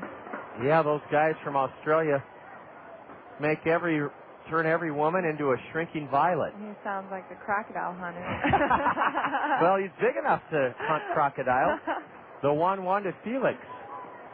Inside, ball 2. Megan is going to set us straight in just a moment on all the scores. We'll start in the American League on the State Farm Major League scoreboard. It's brought to us by State Farm Insurance Agents. A ground ball up the middle, and the shortstop makes a terrific play to his left. Behind second, Josh Murray pegs in time to get Felix Nunez. Felix looked like he had a base hit with 1 out here in the 5th. Instead, he is the second Kernel batter retired on a good play to his left by Josh Murray. State Farm Insurance Agents Dale Thompson, Al Shetler, Lanny Peterson, and Gary Schubat bring us a look at afternoon action on the State Farm Major League scoreboard. Well, it's the top of the 6th. The Kansas City Royals are playing at Comerica Park. Kansas City is leading Detroit 8-4. Boyer takes ball 1 high from Simon Burstford. It's the top of the 6th. Toronto's at Yankee Stadium. Score is 0-0. Billy pops one foul. There will be a play in the Beloit bullpen, and Adam Heather has it. We'll pick it up with all those afternoon scores. We just got started on the State Farm Major League scoreboard as Billy Boyer ends the Colonel fifth by fouling out to third. Adam Heather in the bullpen caught it for the Snappers. The Colonels go 1-2-3-0 across for the first time since the first inning, and we go to the sixth inning. Not only will we have Megan completing her look at the State Farm Major League scoreboard, but we'll also have fun. Our Springhouse Family Restaurant baseball trivia question comes your way in the top of the sixth. After 5, Colonels hold a 2-1 edge over the Snappers. This is Colonel Baseball on the Zone. Gas prices giving you the blues? Get into Randy Keel Honda and save with great fuel mileage on all Hondas in stock. Still need the SUV, you say? Well, the competitive CR-V will get 24 miles to the gallon. The safest, best family sedan, the Honda Accord, will definitely save the family pocketbook with 34 miles to the gallon. Save even more on gas mileage with the compact Civic, getting you there in 38 miles to the gallon. Or the amazing fuel mileage of the Honda Civic Hybrid, 48 miles to the gallon. And that is in the city. Randy Keel Honda has a huge selection of pre-owned Hondas, too, all with exceptional fuel mileage. Randy Keel Honda, the home of confidence, has many other pre-owned vehicles priced to move as well. Randy Keel Honda boasts the best prices in Iowa on new and pre-owned vehicles. Start the savings now and get into Randy Keel Honda, 4425 Centerpoint Road Northeast, or on the web at randykeel.com. The Crown Plaza 5 Seasons is Cedar Rapids' exclusive downtown hotel. Make plans to experience a spectacular view from the top of the 5 restaurant. Start your day off with us for breakfast, or make a lasting impression on your business associates by treating them to our signature lunch buffet that changes daily. For any occasion, enjoy an elegant dinner or the Eddie Picard Jazz Trio in the city's only rooftop restaurant. The Crown Plaza 5 Seasons, top of the 5. The Dairy Queen dugout dancers with this stadium loaded with youngsters this afternoon. We'll have Megan describe what went on each dugout top. It was that unique. Nick Touchstone set sail in the top of the 6th inning, and a swing and a miss by Manuel Ramirez. The first base dugout, Megan, had a couple of little girls. Yes, they did, and they were doing a little gymnastics routine up on that dugout. Pretty cute. And then the guys looked like they'd seen too much MTV. That is for sure. They were too little to be watching MTV, too. Yes, they were. Ball one low to the right-handed batter, Manuel Ramirez. A bouncer to the left side, backhanded by Brandon Wood. Long throw in time! Wow! Brandon Wood just took a base hit away from Manuel Ramirez with a sensational play deep in the hole. He backhanded it way deep in the hole and then lifted himself off the ground, corkscrewed his shoulders square to the bag at first, and somehow in midair got enough on his throw all the way on the fly. They're showing on the Rockwell Collins game link. He was helped out by a super gymnastics stretch at first by Matt Pauley. What a play by Brandon Wood. It's ironic that Megan and I were just describing a gymnastics routine done on the Colonel first base dugout by the girls for the Dairy Queen dugout dance. That was an acrobatic play at short by Brandon Wood. Perhaps one of his top 3 plays of the season. Now here's a slow roller to third. Matt Brown backhands and throws out Carlos Corporán. 2 gone in the top of the 6th inning. We'll likely not get to our Springhouse Family Restaurant baseball trivia question because we're going to continue with Megan's look at State Farm Major League scoreboard scores. It's the bottom of the 5th at Fenway Park. Boston is playing Baltimore. Baltimore is winning 5-1. And that's the first game of a twilight doubleheader. Bottom of the 6th, Tampa Bay is at Minnesota. The game is tied at 1. Robbie Devers is at the plate, and he takes inside for a ball. It's the bottom of the 2nd. Our parent club, the Anaheim Angels, are at Texas Rangers Ballpark in Arlington, and the Angels are winning 4-0 in the bottom of the 2nd. Ball 2 is outside from Nick Touchstone. To the top of the 9th, Montreal is at New York Mets. Montreal is winning that game 4-1. The end of the 6th, the Pittsburgh Pirates are playing at Turner Field, and the game is tied at 1. The 2-0 from Touchstone to Devers. Fouled into the top of the screen. Nick is trying to retire Beloit in order for the first time this afternoon. Well, at the top of the 5th, Florida is playing at Citizens Bank Park. Florida is winning that game 9-2 against Philadelphia. And it's the bottom of the 2nd. Cincinnati is playing at Wrigley, and the Cubs are winning that game 1-0. Everything else later tonight on the State Farm Major League scoreboard. A curve is upstairs. It's 3-1 to Devers, and depending on what Robbie does, we'll find out if we have time to give you the Springhouse Family Restaurant baseball trivia question. Swing and a miss, strike 2. Jesse Smith warming up in the Kernel bullpen. This will be the final inning of work for Nick Touchstone. Beloit has a right-hander warming up. Looks like he's warming up in earnest in their bullpen. Yes, number 25, Ken Durst. Okay, Ken Durst pitched earlier in this series on Tuesday night, so he must be throwing just for his own benefit. I would doubt if he's going to be brought into this game. He's probably just doing his bullpen work between starts.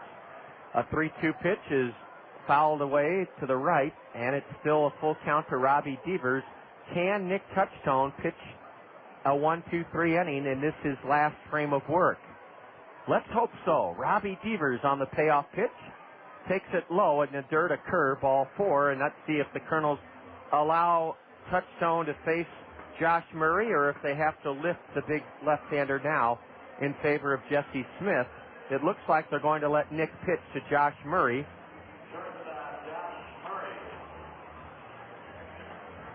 And again, we'll just stand by and we'll make an executive decision here. Unless there's a pitching change here in the top of the 6th, we'll have our Springhouse Family Restaurant baseball trivia question for you in the bottom of the 6th inning. Nick Touchstone has walked his 6th batter of the afternoon. He and the Kernels enjoy a narrow 1-run lead over the Snappers here in the top of the 6th inning. A high drive, and it's tailing out of the reach of Blake Balcom in right. And boy, does it look inviting down in that Papa John's Plaza where a rainbow coalition is formed, and what I mean is multicolored T-shirts representing campers from all over eastern Iowa.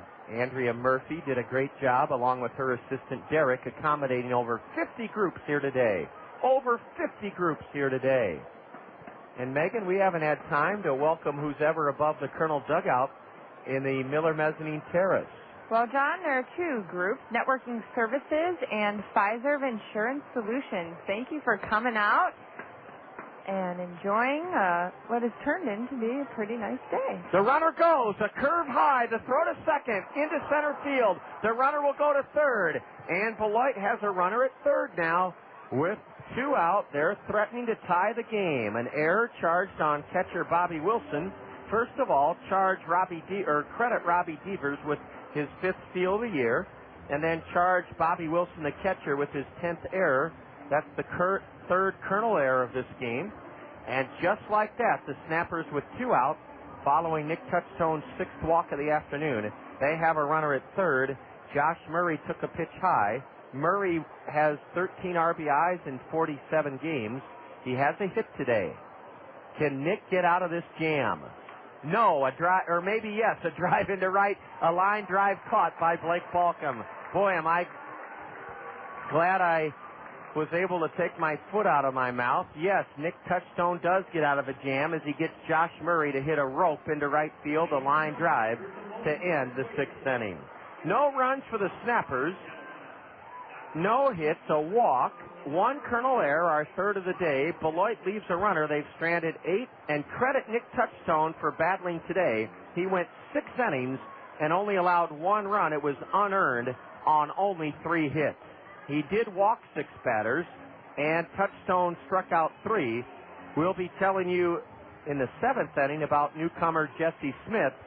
Stay tuned. In the bottom of the 6th inning, we'll have our Springhouse Family Restaurant baseball trivia question. That's just in 90 seconds after 5.5. Kernels 2, Beloit 1. This is Kernel Baseball on the Zone. Nobody tells Kara what to do, how to dress. Her independence. That's what I love about her. We do plenty together, but she doesn't want to be attached at the hip. She is one of a kind. Your love is like no other. Shouldn't her diamond be just as unique? I wouldn't be buying this diamond ring if she were like all the other girls I dated. Introducing the Couchette, a diamond that looks like no other. It's neither round nor square. Kind of square round, if you will. You know, she loves horses. She wants to ride hers to the wedding ceremony. The Couchette is cut like no other diamond, to give off more light, more fire, more brilliance than ever before possible. There's nothing quite like it. Wait till she sees this. Couchette, the new shape for romance. The Couchette Diamond is available exclusively at Siepke Hoyt Jewelers, 1st Avenue and Collins Road Northeast, Cedar Rapids.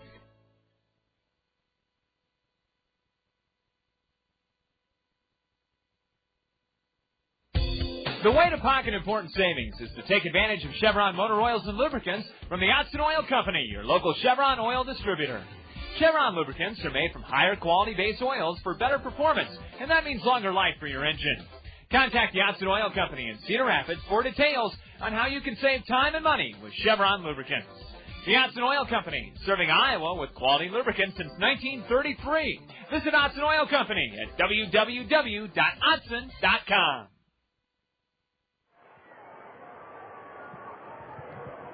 Simon Bursford took care of the Kernels in order in the 5th inning. He works here in the bottom of the 6th, and on a 2-0 pitch, throws a strike to Brandon Wood. It's the heart of the Kernel order here in the bottom of the 6th inning.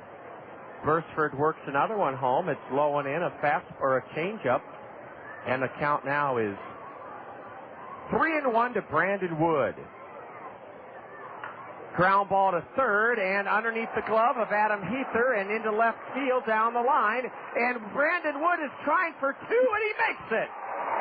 Brandon Wood has taken advantage of the second error committed at third base by Adam Heather. Adam had that ball literally eat him alive. They've given Wood a hit, and that surprises me. But Brandon Wood is credited with his 24th double of the year, and I don't know how that's a double, but I'm not the official scorer. Perhaps the official scorer said that was just too tough a hop for Adam Heather, but he sure misplayed it. Brandon with his team-high 24th double of the year in scoring position for Blake Balcom. Ground ball hit sharply to first. That gets Brandon Wood to third. Blake Balcom does his job getting Brandon Wood to third with only one out here in the 6th inning. The play at first made unassisted by Manuel Ramirez. It's the bottom of the 6th inning. Things have been going so quickly here that we're going to have some fun and offer you a chance to win a $5 gift certificate from the Springhouse Family Restaurant. If you've been one of our previous 49 Springhouse Family Restaurant baseball trivia question winners, congratulations. Please play along wherever you're tuned in today, but don't call in. That'll let the legions of other loyal Kernel listeners have their fair chance at a $5 gift certificate from the Springhouse. Infield in for Beloit. Matt Pauley takes the ball, now is swing and a miss. Megan will tempt your appetite with one of the signature dishes at the Springhouse in a moment, and then we'll have the question for you from the Springhouse. 1-1 to Matt Pauley. Bursford delivers. Inside, it almost hit Pauley. In fact, the ball did hit him. It did hit Matt Pauley. It glanced off perhaps his white home pants, and Matt Pauley was hit by a pitch. It's first and third with only one out. 2-1 Kernels here in the bottom of the 6th inning, and out comes Rich Sauveur.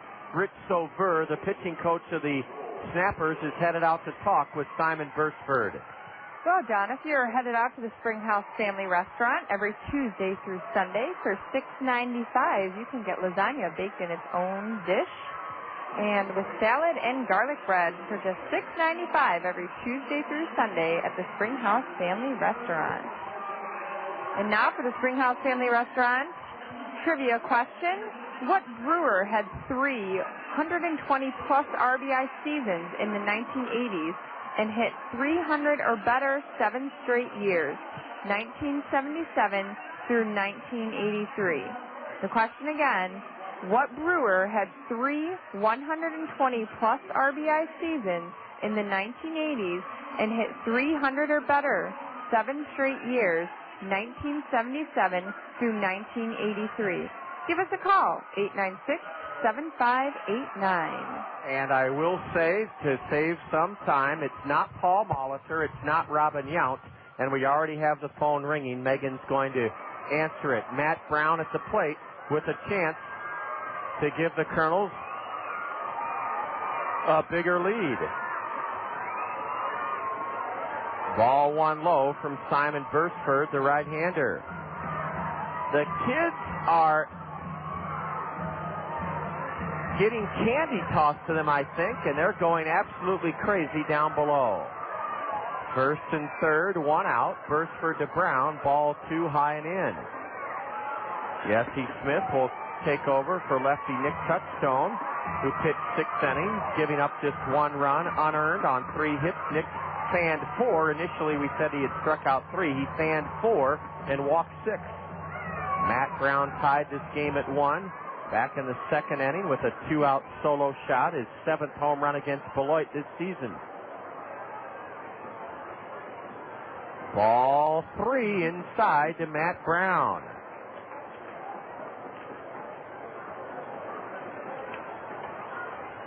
The Springhouse Family Restaurant baseball trivia question has been given out, and after this 3-0 pitch to Brownie, I think Megan has some good news for us. Is Brownie swinging? No, a strike called. Well, John, first caller we had was a winner. Blake Grant, congratulations. The answer to the question is Cecil Cooper. The question again was, what Brewer had 3 120-plus RBI seasons in the 1980s and hit 300 or better 7 straight years, 1977 through 1983?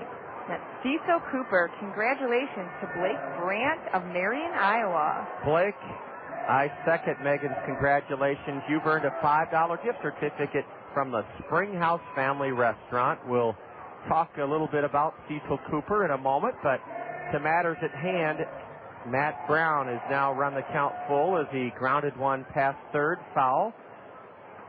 Big pitch in this game coming up. Bursford looks Wood to third, and then whirls and looks Matt Pauley back to first. The Kernels have runners at the corners with 1 away here in the bottom of the 6th inning.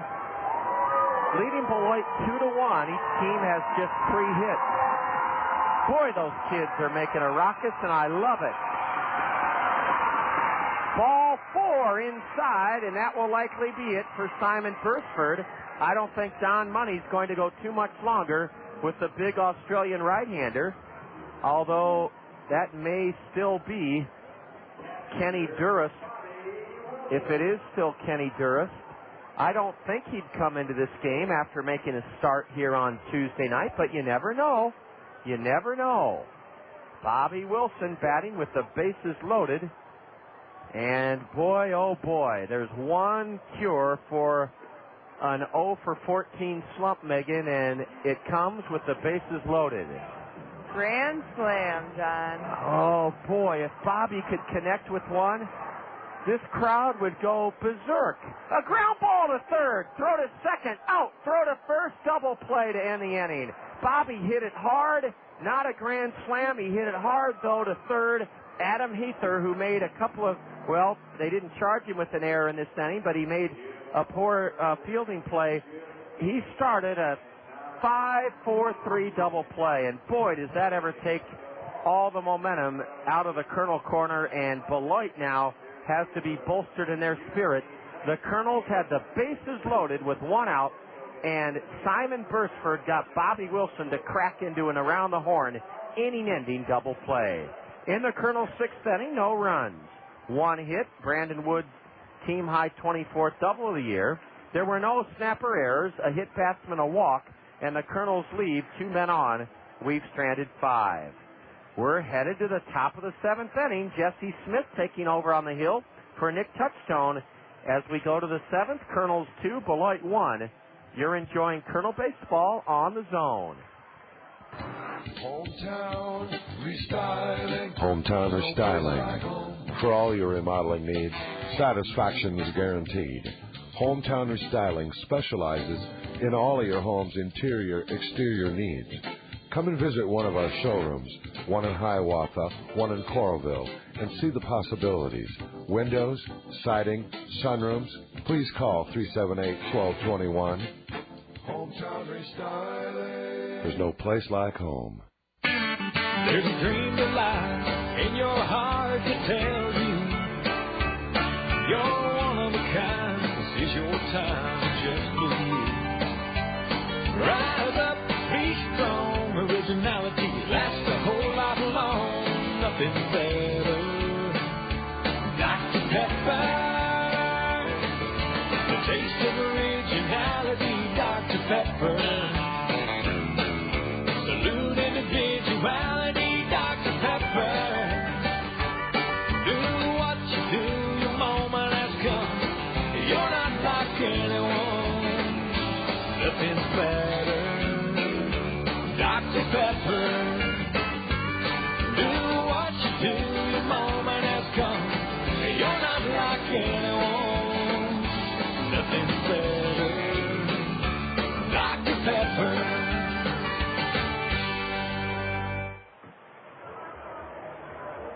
Well, Megan, let's once again congratulate our winner of the $5 gift certificate from the Spring House. Sorry I got you going in a million directions here. Blake Grant of Marion, Iowa. He knew that Cecil Cooper had 3 120-plus RBI seasons in the 80s with Milwaukee, hit over 300 7 straight times. He must be a Brewer fan. I remember at Old County Stadium in Milwaukee, the crowd would honor Cooper when he'd come to the plate. They'd all say, "Coop, Coop." And, of course, it sounded like they were booing him, but it was their way of saying, "We love you, Cease." Gilder Rodriguez standing in against the new Colonel hurler Jesse Smith. Jesse takes over for Nick Touchstone. Nick, 6 innings worked, allowed 1 run unearned on 3 hits, fanned 4, walked 6. The 1-1 to the leadoff batter, bunted in the air, and Bobby Wilson comes racing out of his catching squat, and on a dead run towards the mound, Bobby Wilson caught that bunt. Megan, I don't know if you happen to notice what Jesse Smith did once that bunt got in the air. He knew it was Bobby's. He pointed to him. Yes, you got it. He did, and he was pointing frantically, saying, "That's yours, Bobby." Boy, Bobby had to come out 30 feet in front of home plate to make that grab, and Jesse Smith gets the leadoff batter, Gilder Rodriguez, on a pop bunt in fair ground in front of the plate, halfway to the mound for the first out of the 7th. Jesse delivers low. Jesse Smith's been a terrific pitcher for the Kernels this season. Jesse has. Jesse is on for the 27th time this season out of the Kernels bullpen. He's 3-3. A curve, a beauty, evens the count to Terry Truffles, 1-1. Smith has a 5.18 ERA. He's pitched 57.1 innings, and in those 57.1 innings, Jesse has allowed 59 hits, fanned 53 batters, and walked 29. Look out, the pitch hit Terry Truffles, who runs to first base, and that was the wrong man to hit because he has 37 steals, tied for first in the league. Terry Truffles, struck by a Jesse Smith pitch, is at first base with 1 out as the tying run. Oh, the Kernels had a chance to break this thing open with the bases loaded and 1 out in the bottom of the 6th inning, but credit Simon Bursford. He was on the ropes, and he got Bobby Wilson to ground into a 5-4-3 twin killing. Steve Moss is at the plate. Jesse Smith throws to first, and kerplopping back into the base hand first is Terry Truffles. Jesse Smith pitched Monday night in Burlington in a Colonel win over the Bees. He went 2 1/3 innings, blanked the Bees, no hits, 3 strikeouts, 1 walk. Jesse Smith pitched very well throughout this season. Well, John, the crowd, some of the camp kids have started the wave across the stadium. They're trying to get everyone involved. I'll leave it to the kids to summon up the next fun adventure here at the new Veterans Memorial Stadium. Strike 1 called, a fastball to right-handed hitter Steve Moss from Jesse Smith, Colonel right-hander. We may have some of our first finals to report to you later on in this 7th inning on the State Farm Major League scoreboard. Is Truffles running? He has a short lead. He's bluffs a break to second, and Jesse Smith fires a strike. It's 0-2 to Steve Moss. Billy Boyer is cheating towards second base. There is a ton of hitting room through the right side of the Kernel infield if Moss goes that way. A throw to first, and it's dug out by Matt Pauley. Boy, Nick Touchstone was a real Spartan here this afternoon. He walked 6 in 6 innings, but only allowed 1 run unearned on 3 hits. The Kernels hold a narrow 2-1 lead here in the top of the 7th. A ball outside from Jesse Smith to Steve Moss. Moss has reached on an error, flown to shallow left, and walked. This game delayed by 51 minutes at the outset by showers. A double play ball to Brandon Wood. Underhands to Billy Boyer. Billy on to first. Got a both!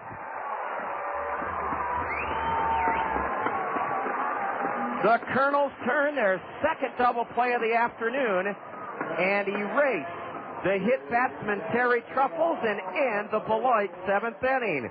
That'll put the Kernel fans in the right frame of mind for the 7th inning stretch. No runs for Beloit off Jesse Smith in his first inning of relief. No hits, a hit batter. There were no Kernel errors. The Kernels turn their second double play of the afternoon, and Beloit leaves the bases empty. The Kernels come to bat in the home half of the 7th before a big, boisterous Thursday afternoon crowd holding a 2-1 edge over the Snappers. You're enjoying Kernel baseball on the Zone. Toyota Financial Services and the Kernels would like to thank the legions of parents throughout the community who are encouraging and helping their children to read this summer. The time and attention you spend supporting your child's reading effort means the world to them. Toyota Financial Services and the Kernels thank you for making a true difference in the welfare of your children. From helping them pick out their books to initialing their bookmarks and bringing them to the stadium to get their reading awards, from Toyota Financial Services, you're the best.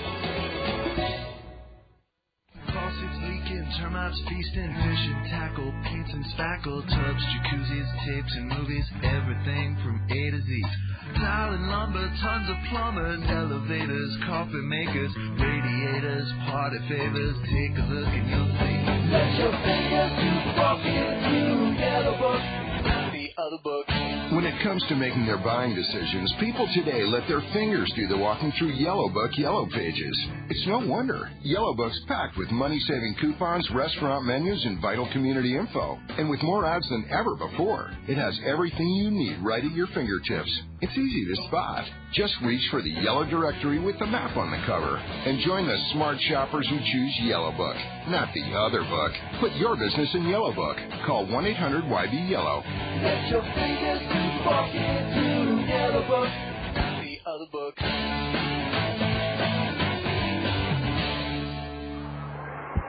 Can't wait till the attendance is announced this afternoon. We're in the bottom of the 7th. The Kernels clinging to a 2-1 lead over the Snappers, and Michael Collins shoots one on the ground to third. Adam Heather rifles his throw in time to get Michael. Michael retired for the first time today. His single drove home Matt Pauley with the go-ahead run in this game back in the 4th inning, the difference in the game. Jose Guzman may try to bunt his way on. Megan, for the first time today, what do we see here at the new stadium? Sunshine. Yes, the sun is through the clouds, John. It's starting to come through. Swing and a miss by Jose Guzman. He opened things up against right-hander Simon Burstford by flying out to shallow center in the 5th inning. Jose, a switch hitter, batting left. Tags one down the left field line. It's going to fall fair for extra bases. Jose Guzman can fly. He's headed to second, and he's rounding second. He'll stop there with a one-out double. Wow, what a big hit for Jose Guzman. Going the other way, he drops a double into the left field corner where Robbie Devers prevented him from trying for a triple. A huge base hit by Jose Guzman gives the Kernels a chance now with the top of the order up to get another run across. Megan, I wondered if any of those games have gone final yet on the State Farm Major League scoreboard. We have one game, National League. Montreal played at Shea Stadium today, and Montreal beat the New York Mets 4-1 final score. 4-1 Expos, the final. And we'll have other scores that are probably deep into the games here in the 7th as well. Ball one high to Nunez. It's the top of the 9th. The Pirates are playing at Turner Field, and the game is tied 1-1. It's the top of the 7th. Florida is playing at Philadelphia, and Florida is winning 10-6. Burstford's 1-0. Drops in a changeup for a strike to Nunez. Felix nothing for 3. Batting with a runner at second, 1 out in the Kernels 7th. 2-1 Kernels. At the bottom of the 5th at Wrigley, Cubs are beating Cincinnati 7-2. Guzman running, a swing and a miss, and Jose steals third. Jose Guzman got a great break off second, steals his 4th base of the year. Felix Nunez swung at a pitch low and missed it, strike 2, and now the Beloit infield will have to come in for the play at the plate. Nunez's chances are even better. Megan, we have so many Cub fans out there. What was that score again at Wrigley?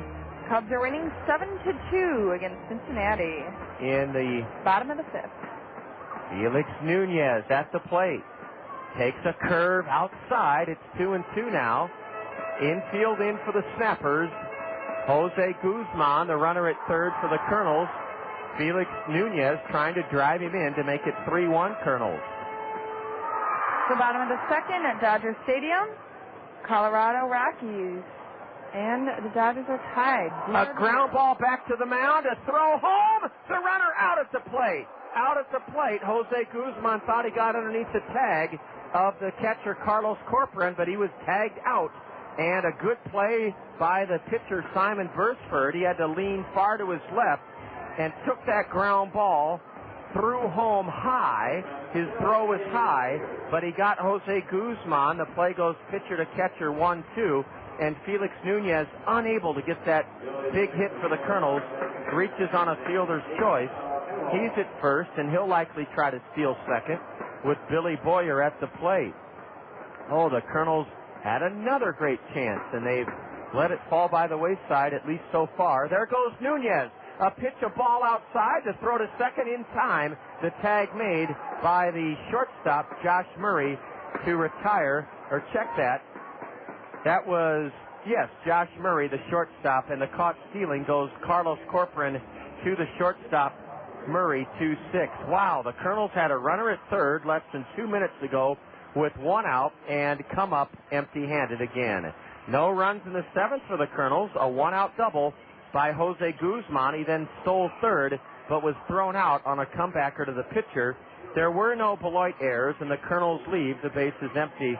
Megan, before we take our break, you were about to tell us about the game at Dodger Stadium. Yes, it is 0-0. Colorado Rockies in the bottom of the 2nd are playing the Dodgers, and it is scoreless game so far. And we'll pick up on some American League action as well as the rest of the National League on the State Farm Major League scoreboard when we return. As we head to the 8th inning, it's still the Kernels 2 and Beloit 1. You're enjoying Kernel baseball on the Zone. As a parent, have you ever experienced frustration of watching your child struggle at school because of poor study habits? Did your child's grades suffer last year because of poor organization? Do you wish your child would be more motivated at school to realize his or her true potential? If the answer to any of these questions is yes, then Educare Learning Center has a proven study skills program just for your child. Educare Study Skills Program has helped hundreds of area students gain the study skill tools necessary to turn grades around. So if learning how to study needs to be your child's first lesson, this year give Educare a call. Classes begin Monday, August 9th and Monday, August 16th, just in time for school this fall. Space is limited. Call Educare Cedar Rapids today at 832-1965 and get this year started right. That's Educare of Cedar Rapids, 832-1965. Educare is fully accredited by the North Central Association of Colleges and Schools. It's Christmas in July this Friday night at Cedar Rapids Hawkeye Downs Speedway. Win a snapper lawnmower worth over $500 from Elite Lawn and the Sledge Shed. It's bike giveaway from Elite Lawn and All Clear. Free General Mills Richard Petty diecast car for the first 300 kids. Friday night at Cedar Rapids Hawkeye Downs Speedway. The longest, richest modified race of the season, the Elite Lawn All Clear 40. $1 grandstand admission for residents of Bertram, Lisbon, Mechanicsville, Mount Vernon, and Stanwood. Christmas in July. Friday night at Cedar Rapids Hawkeye Downs Speedway. Well, what a tight game we have as Jesse Smith will pitch the top of the eighth. Bob Zimmerman doing some wind sprints down the right field line, perhaps getting ready for a possible save opportunity, but we're a long way from that. 2-1 Kernels, top of the eighth inning. Vinny Rottino, a dangerous hitter, takes a strike at the knees, a fastball from Jesse Smith. Megan Comenda got us started on our look at the State Farm Major League scoreboard. Here's the 0-1 to the right-handed batter, and it's outside for ball one. It's the top of the first. The Padres are playing at SBC Park against the Giants, and that game is scoreless as well. And we'll take a look at the American League after this 1-1 pitch. Rottino looks at strike two called. A beautiful breaking ball from Jesse Smith. Bottom of the eighth, Baltimore Orioles are playing Boston at Fenway Park, and Baltimore is winning 6-1. The top of the eighth, the Royals are playing at Detroit, and it is a 9-7 game, Kansas City.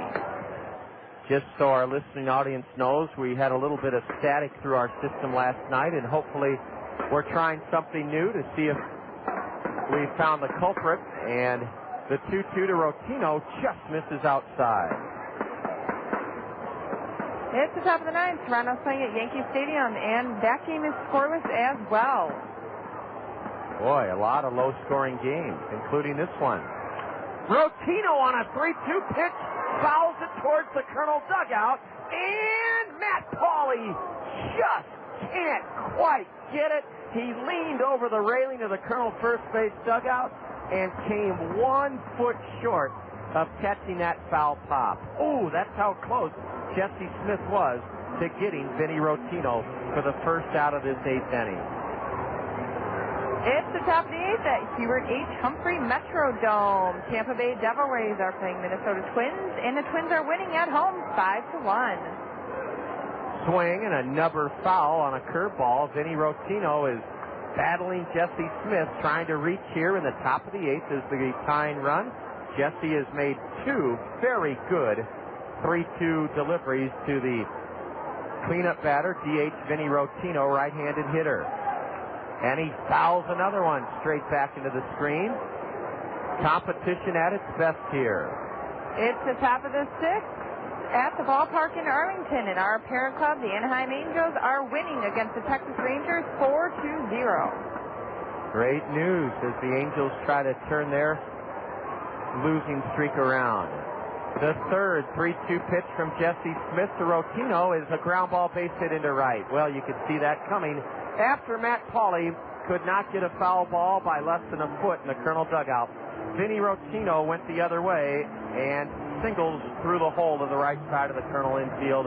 This game is a game of inches, and Matt Pauley, leaning over the railing of the first base Colonel dugout, came within a whisker of catching a foul pop moments ago. Don't blame Jesse Smith. He threw not one, not two, not three, but 4 strikes on 3-2 pitches.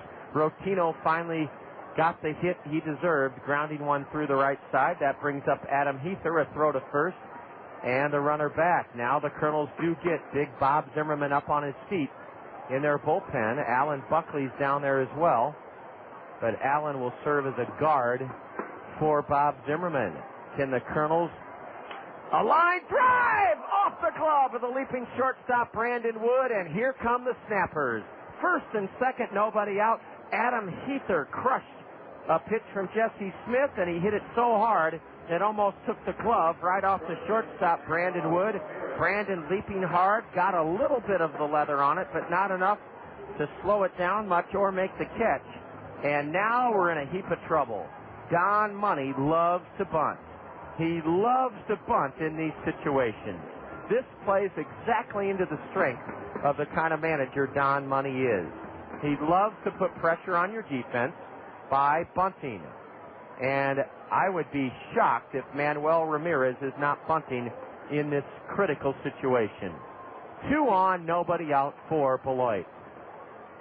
Jesse Smith turns and looks the lead runner, Vinny Rottino, back to second. Oh, my goodness, is this a game of inches? Brandon Wood leaping it short, missed that line drive by half an inch. Matt Pauley leaning into the Colonel first base dugout over the railing, missed a foul pop by less than a foot. And as a result, the Beloit Snappers have runners at first and second with nobody out. Colonel's 2-1 lead is in big jeopardy now.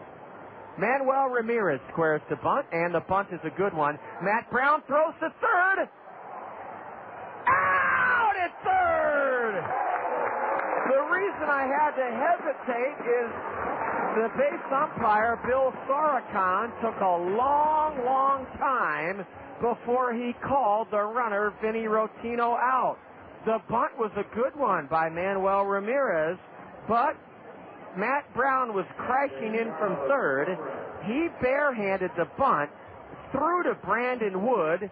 The play went 5-6. Brownie's throw was a little bit to the shortstop side of the bag at third, causing Brandon Wood to have to adjust and make a stretch of sorts. And now Carlos Corporán is at the plate, and a base hit into left should tie the game. They're going to wave the runner home. Here's the throw, and it's not in time. The catcher dropped the ball. The catcher, Bobby Wilson, dropped the ball. It would have been in time.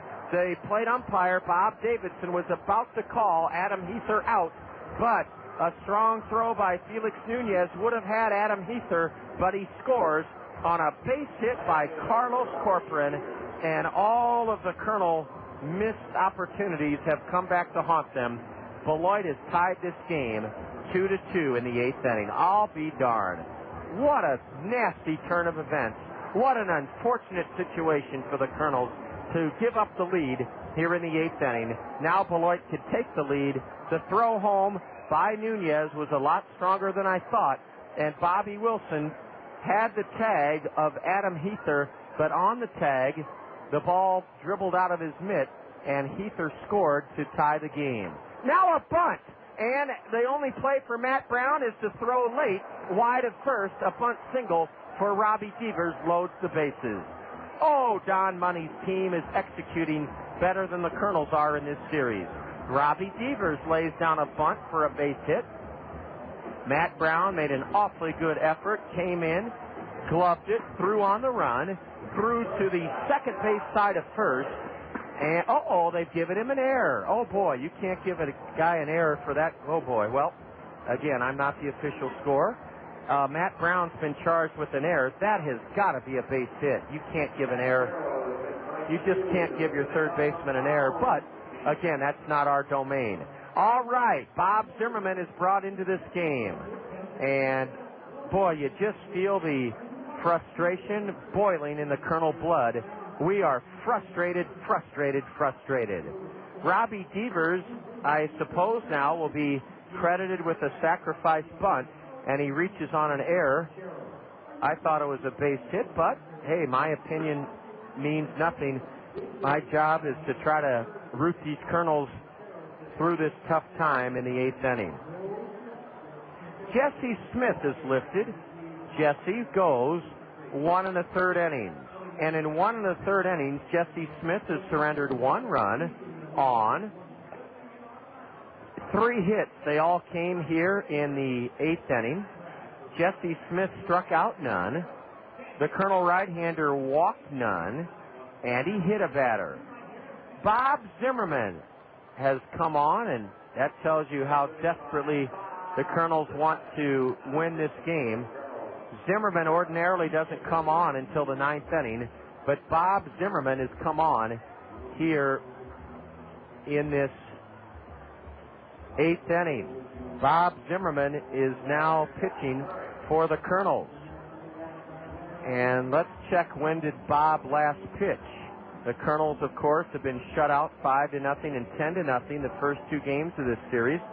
have had so many opportunities to add to what was a 2-1 lead the last few innings, but couldn't do it. And sure enough, Don Money's opportunistic Beloit Snappers have the bases loaded. They've tied the game here in the 8th inning, 2-2. Boy, oh boy, we really get ourselves in trouble at home with some real inadequacies. A tip foul at the feet of the batter, strike one to Josh Murray. Bob Zimmerman last worked Monday in Burlington. He pitched one scoreless inning, allowing a hit, striking out one, walking two. So Zim is as fresh as he can be at this time of the year. Bob Zimmerman is taken over on the hill for right-hander Jesse Smith. Zimmerman 4-4 on the year, pitching for the 36th time. In 45 innings, he's given up 35 hits, fanned 59 batters. And a sidearm pitch is low and away, ball one to Josh Murray. I thought when Matt Brown threw to Brandon Wood to get the force out of Vinny Rottino earlier in this 8th inning, we had the momentum in this inning, but not to be. A base hit followed by Carlos Corporán. Now ball two is down and in, and it's 2-1 to the number 9 batter. Boy, we are going through a stretch here at home that is really surprising. Had a man out at the plate, Adam Heather, but a ground ball up the middle and a base hit by the number 9 hitter. Beloit leads it 3-2, and getting it back in is Jose Guzman. That run is charged to Jesse Smith, and this Kernel Ball Club has been very disappointing in this series against Beloit. Very, very disappointing. Bob Zimmerman surrenders a base hit through the middle by the number 9 hitter, batting 158, and Beloit is the hungrier team in this series. Manuel Ramirez scored from third. On to third went Carlos Corporán. Robbie Devers, who reached on a sacrifice and an error, went to second. That run charged to Jesse Smith. And now Beloit has a chance to really put some distance between themselves and the Kernels. A looper foul off to the left by Gilder Rodriguez.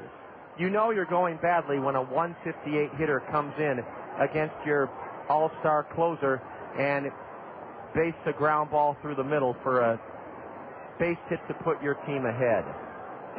Boy, oh boy, guys. I know we're capable of playing better than this at home, but until we start to do it, you have to keep on keeping on. Zimmerman looks at third and then looks a runner back to first.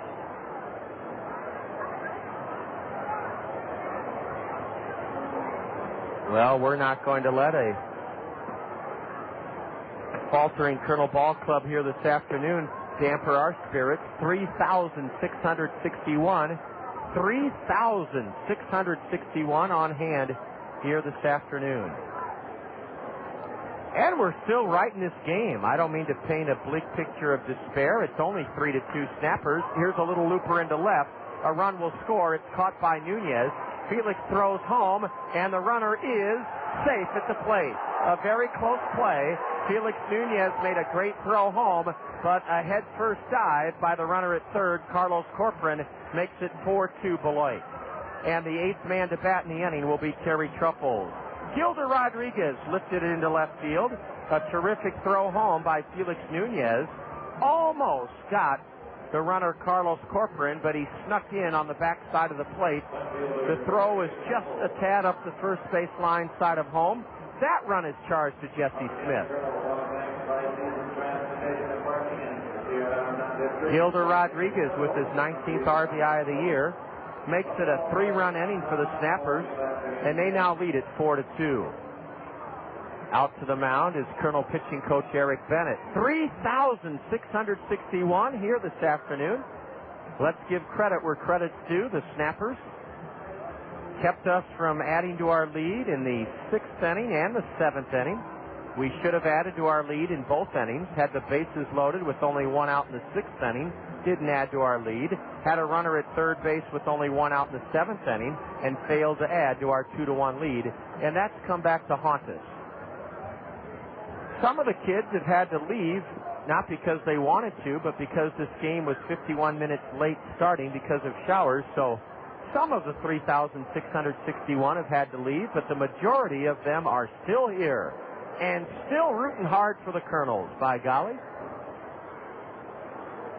Look at the positives. We've scored 2 runs after going the first 2 games without scoring in this series.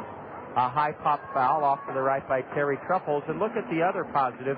We still have plenty of time to rally in this game. So hang in there. We've got time to come back. But we have to get out of this long 8th inning. I'm telling you, the difference in the inning was a high pop foul that Matt Pauley leaned into the Kernel dugout and missed by less than a foot. Here's a high pop up to the right side. This should end the inning. Billy Boyer's underneath it, and Billy has it, and the Kernels are still in the game. Terry Truffles, the 8th batter in the Beloit 3-run 8th, has popped out to Billy Boyer at second. 3 runs for the Snappers on 4 base hits, 1 Kernel error, and Beloit strands 2 men. They've left 10 after 7.5. It's now the Snappers on top, 4-2, and you're enjoying Kernel baseball on the Zone. Kernels fans, your Cedar Rapids Taco Bell restaurants have something new for you to cheer about this season. A Taco Bell 10 spot. When the Kernels score 10 or more runs in any game this season, you'll score beef tacos for just 39 cents the very next day at any Cedar Rapids Taco Bell. That's a savings of 50 cents per taco, limit 10 per customer. Remember, when the Kernels put up a Taco Bell 10 spot by plating 10 or more runs in any game, you get up to 10 39-cent beef tacos the very next day at any Cedar Rapids Taco Bell. None of us can do anything about a bad day, but we can make certain nothing happens to all of our tomorrows. Take everything out of the hands of chance with a well-planned insurance program tailored specifically to your needs. Phil Andrews, your local Pekin insurance agent at Weidenhammer Andrews Agency, is an expert in insurance matters. Phil Andrews will develop the right insurance plan for your home, car, business, and life.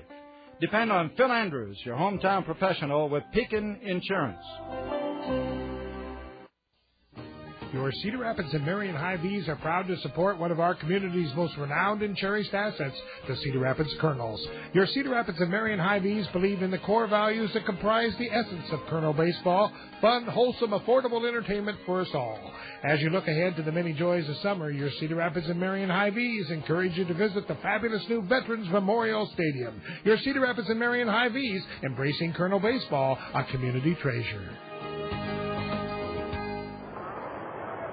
Bottom of the 8th inning, 4-2 Snappers as Billy Boyer shoots one into left center field, and it's going to be a base hit. That's a good start. Billy Boyer, first pitch swinging, went the other way and drops a single into left center off Simon Bursford, the right-hander for Beloit. Well, the Kernels broke out of a 19 2/3 inning scoreless streak when Matt Brown homered to tie the game at 1 in the second, and our Kernel of Wisdom relates to some futility in the world of shutouts. The Kernels will not be shut out for the 3rd straight time here this afternoon. Megan Comenda, those lovable, I won't say it, some people call them the lovable losers. The Cubs are not lovable losers. They're lovable, but they're not losers. But they did have a tough go of it back in 1968. Yes, they did. The most shutouts suffered in 1 week. The Chicago Cubs should have gone into hibernation during the last week of spring in 1968. Between June 15th and the 21st, they were shut out 4 times. Ball 2 is low to Brandon Wood. Once by the Atlanta Braves and 3 times by your St. Louis Cardinals. Billy Williams broke the streak by driving in the winning run with a sacrifice fly in the 3rd inning of a 3-2 road victory over the Cincinnati Reds. A high deep drive to left by Brandon Wood in front of the track is caught. I thought Brandon got just a little bit more of it than he did. He sent it high and deep to left, and in front of the track, Robbie Devers caught it for the first out of the inning. Oh, Brandon Wood brought this crowd to its feet with a high deep drive to left, and in front of the track, Robbie Devers caught it. Just prior to the All-Star break, the Twins shut out the Royals 3 straight times in the Metrodome. They were complete game shutouts by Juan Santana, Brett Rodke, and Kyle Loesch.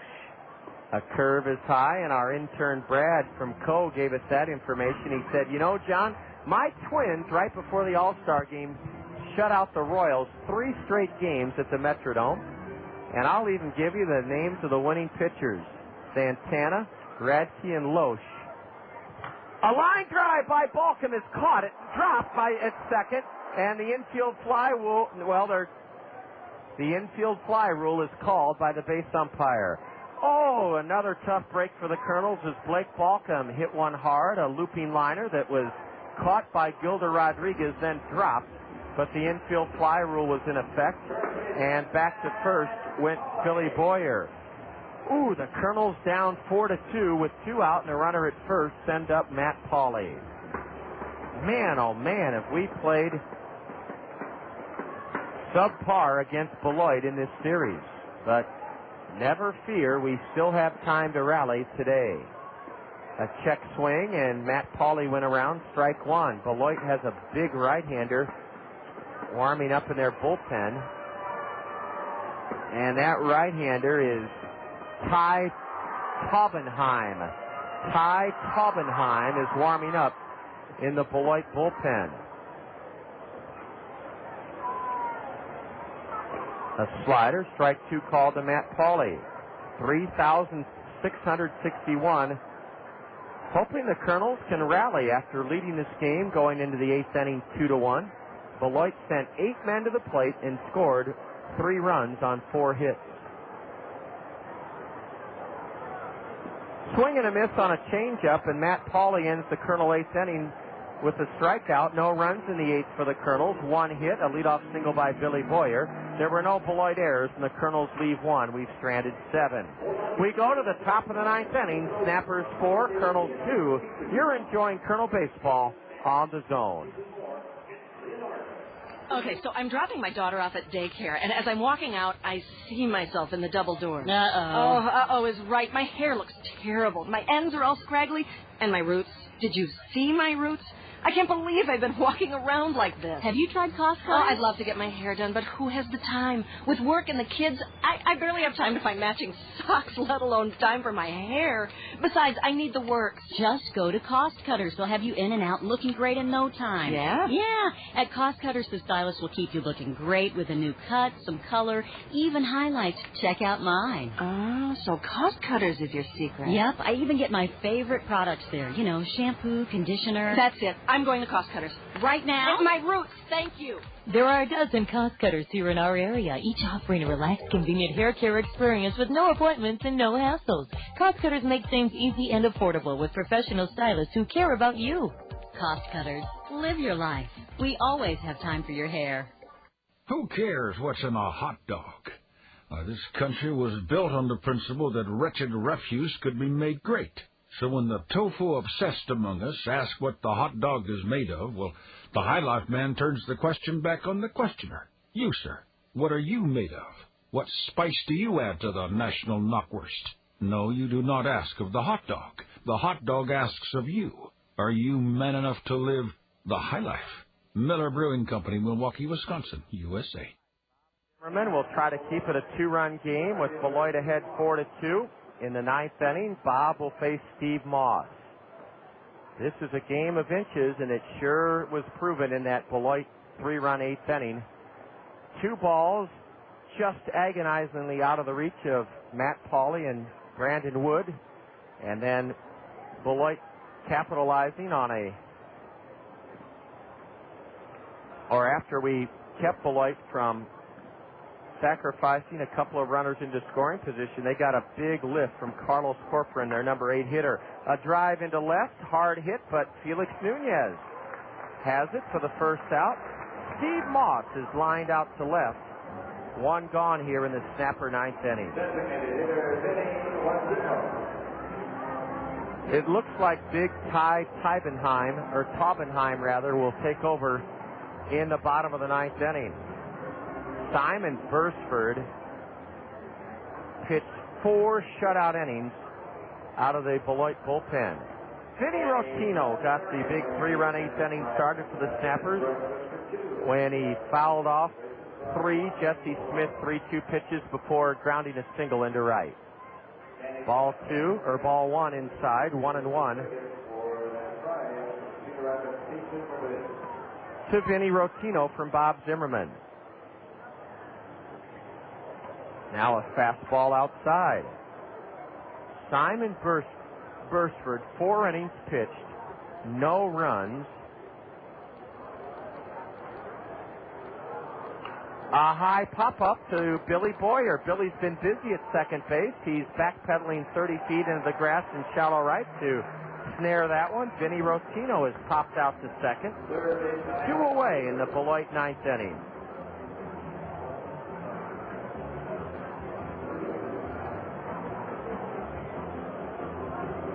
I have Simon Bursford pitching 4 innings and giving up no runs on 3 hits. He struck out 1, walked 1, and hit a batter. He's the pitcher of record for Beloit, Simon Bursford. A breaking pitch is inside for a ball.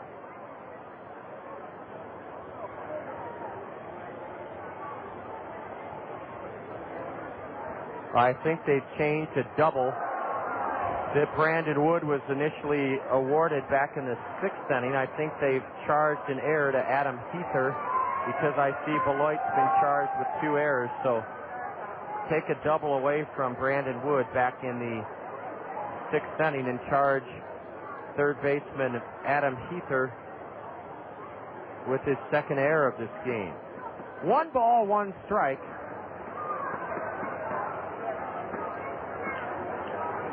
To Adam Heather.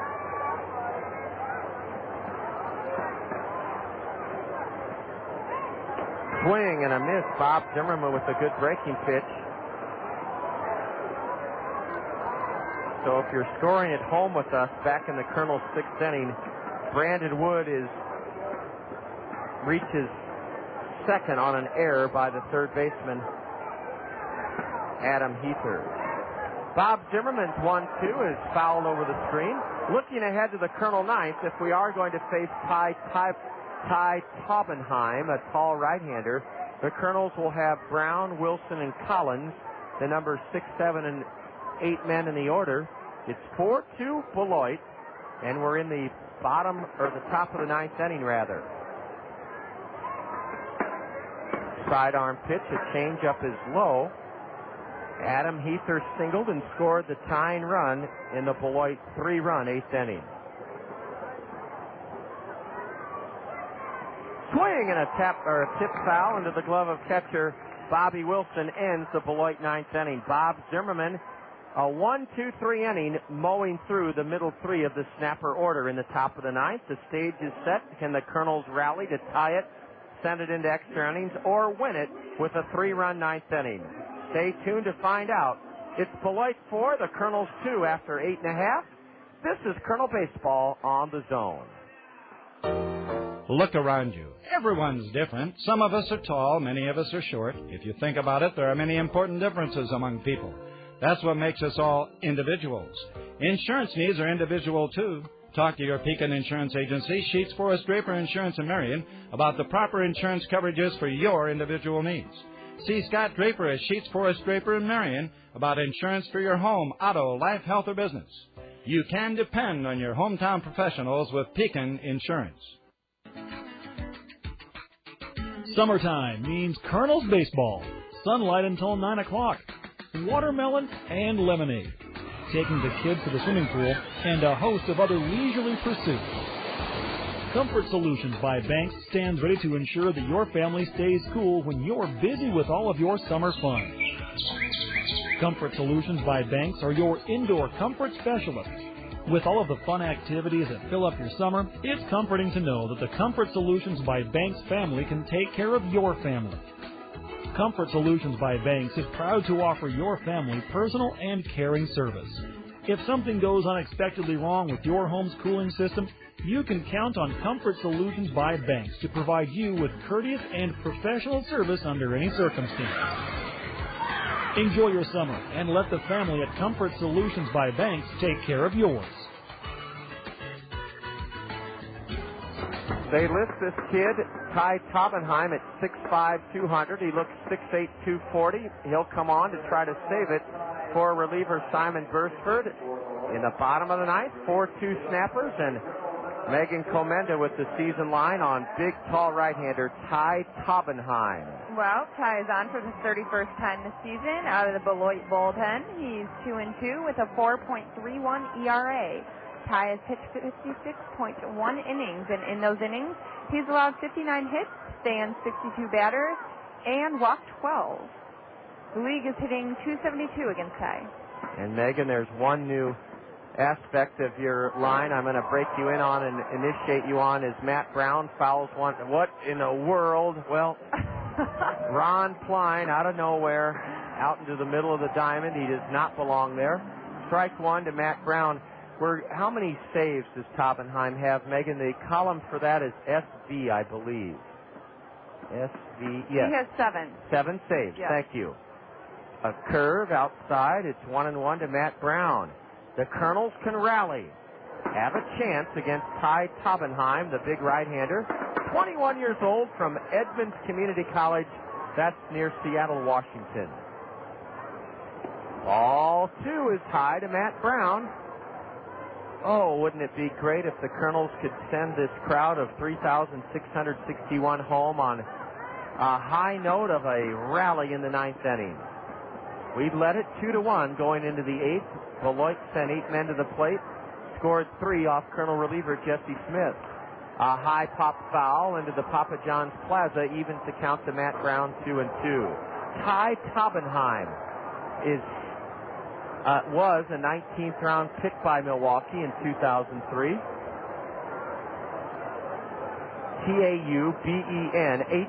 Taubenheim, Taubenheim. Big, thick, muscular legs. He's got to be taller than 6'5". I'd say he's about 6'7", 6'8". He towers over the Colonel hitter, Matt Brown. Swing and a miss on a breaking pitch. Matt Brown fans to start the Colonel ninth inning. Oh, boy, oh, boy. Tough series so far against Beloit. Now I know how the Burlington Bees felt when we swept them here into Game 3, trailing 4-2, and you're thinking, are we ever going to beat these guys? We know we can. We've split 10 games with them this season. A tap back to the mound by Bobby Wilson, and he's thrown out for the second out of the ninth inning. Bobby topped the pitch, and it had all sorts of spin on it as it went to the base of the hill, where big Ty Taubenheim threw Bobby out, and now Beloit's within an out of making it 3 straight over the Kernels. Boy, I never expected this after the Kernels swept the Burlington Bees, but again, you have to salute the visiting team. The Beloit Snappers have just played very, very good baseball, and the Kernels are in a rut. It's that simple. We've fallen on hard times so far again in this series, but that's part of baseball. You can't mope or complain or get your dapper down because you have to come out the next day, in this case tomorrow, and try again. And this one isn't over yet either. A curve, a strike to Michael Collins. Michael is 2 for 3 with an RBI. Ball 1 is low from Ty Taubenheim. 4-2 snappers, and we're in the bottom of the ninth inning with nobody on and 2 out. Michael Collins, a .227 hitter, gave the Kernels a 2-1 lead with a 2-out RBI single in the 4th inning. Ball 2 is taken outside, a fastball. Beloit is out hit as 7-5. The Kernels have been charged with 4 errors, the Snappers 2. Michael Collins steps out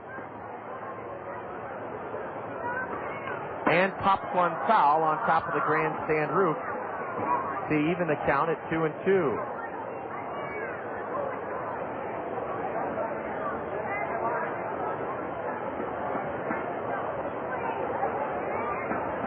Outfield plays Collins to hit the other way. Michael, if he reaches, will bring the tying run to the plate here in the bottom of the ninth inning. He checks his swing on a pitch in the dirt. Ball 3. The Kernels are 1 pitch away from bringing the tying run to the plate. That's if Michael Collins can reach here in the ninth inning. The catcher, Carlos Corporán, having to adjust one of his dark blue shin guards.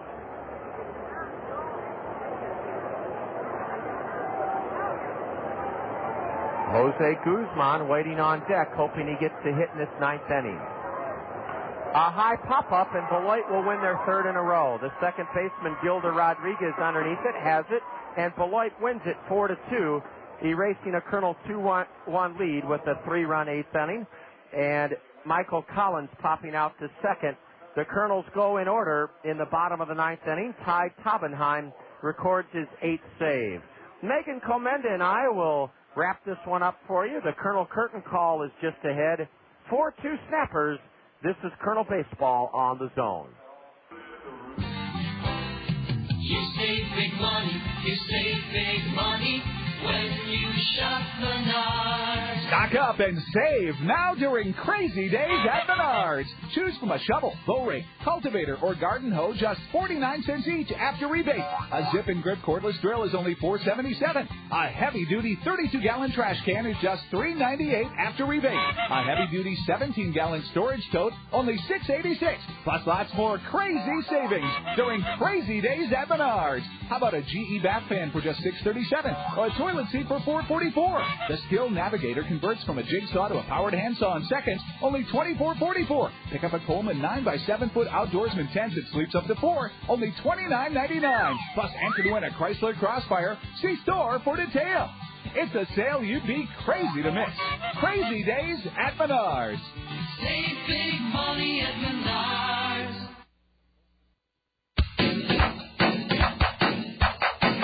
It's time for the Colonel's Curtain Call, right here on the Zone, ESPN Radio 1600 AM. With a recap of all the action, the State Farm Major League scoreboard, plus a look ahead to the next Colonel's game, let's rejoin the voice of the Colonels, the one, the only John Rogers, here on the Zone, ESPN Radio 1600 AM.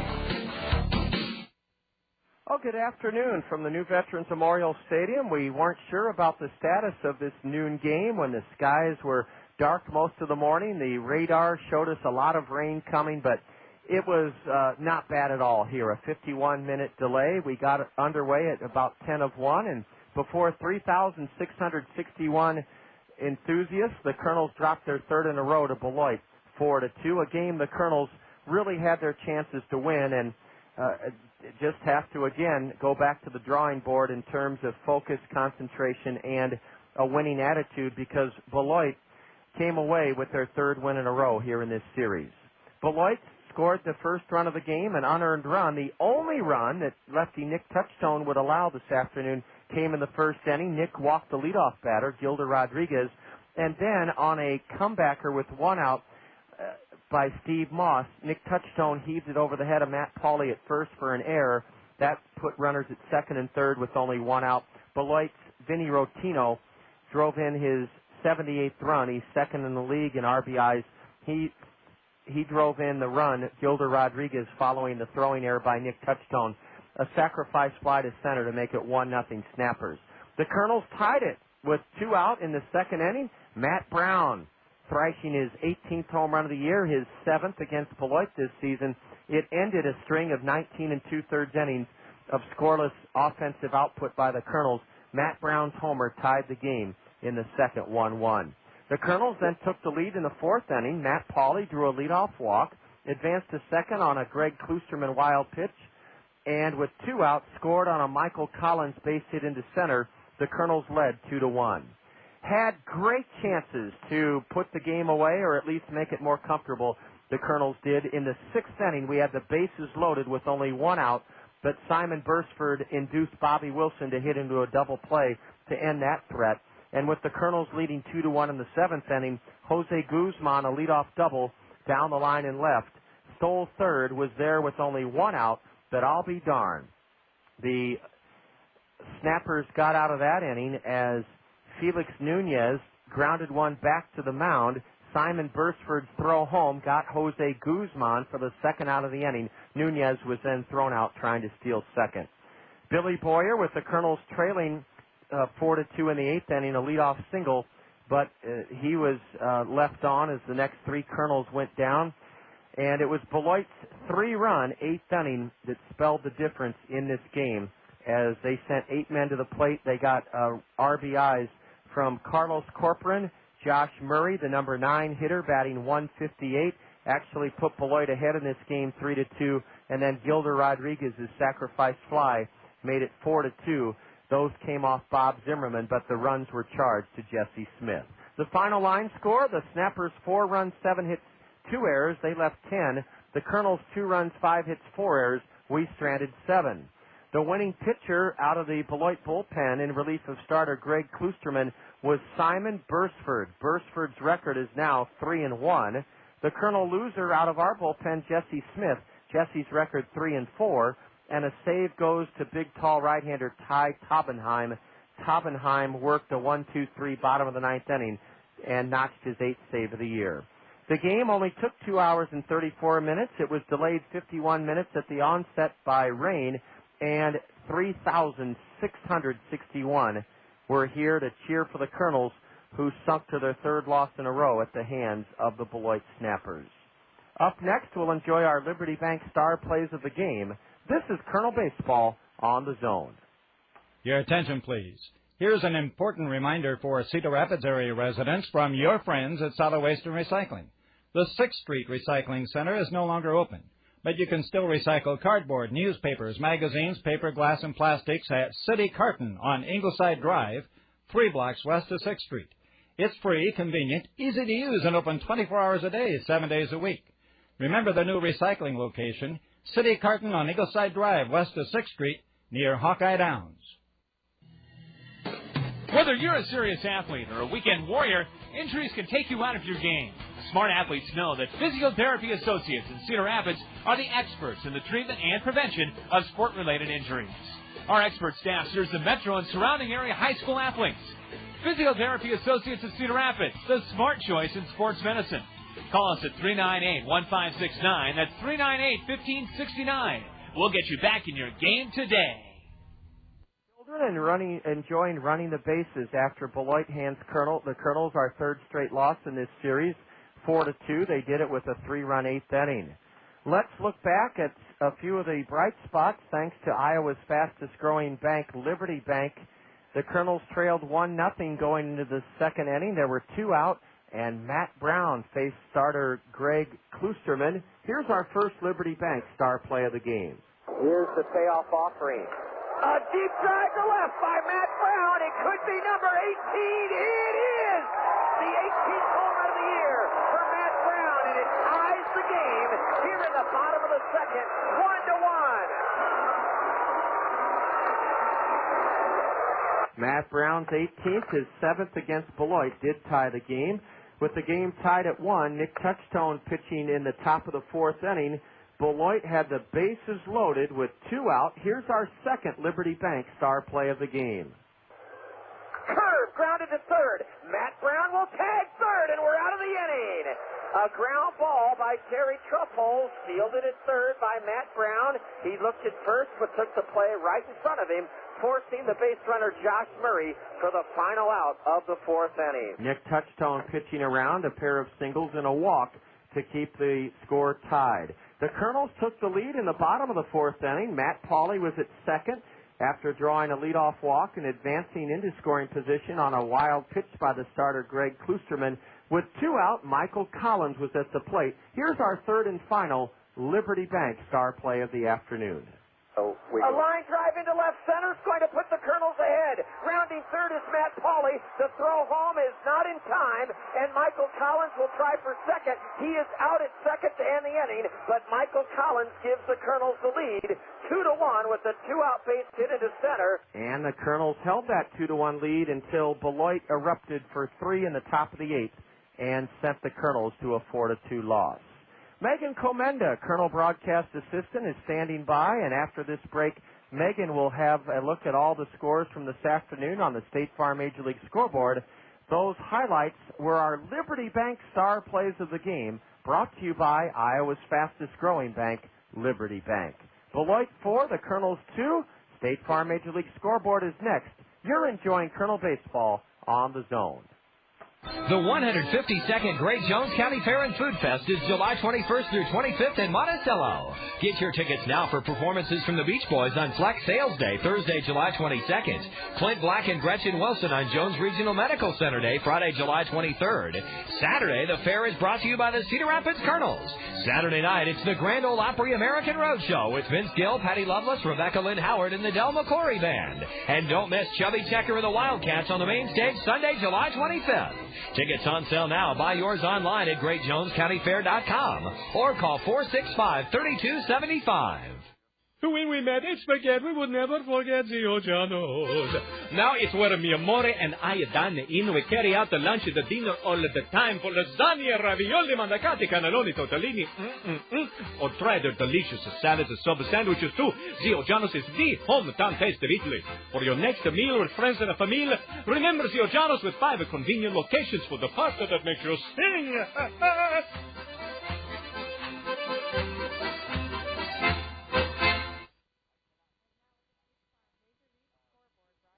Al Shetler, Gary Shubat, Lenny Peterson, and Dale Thompson.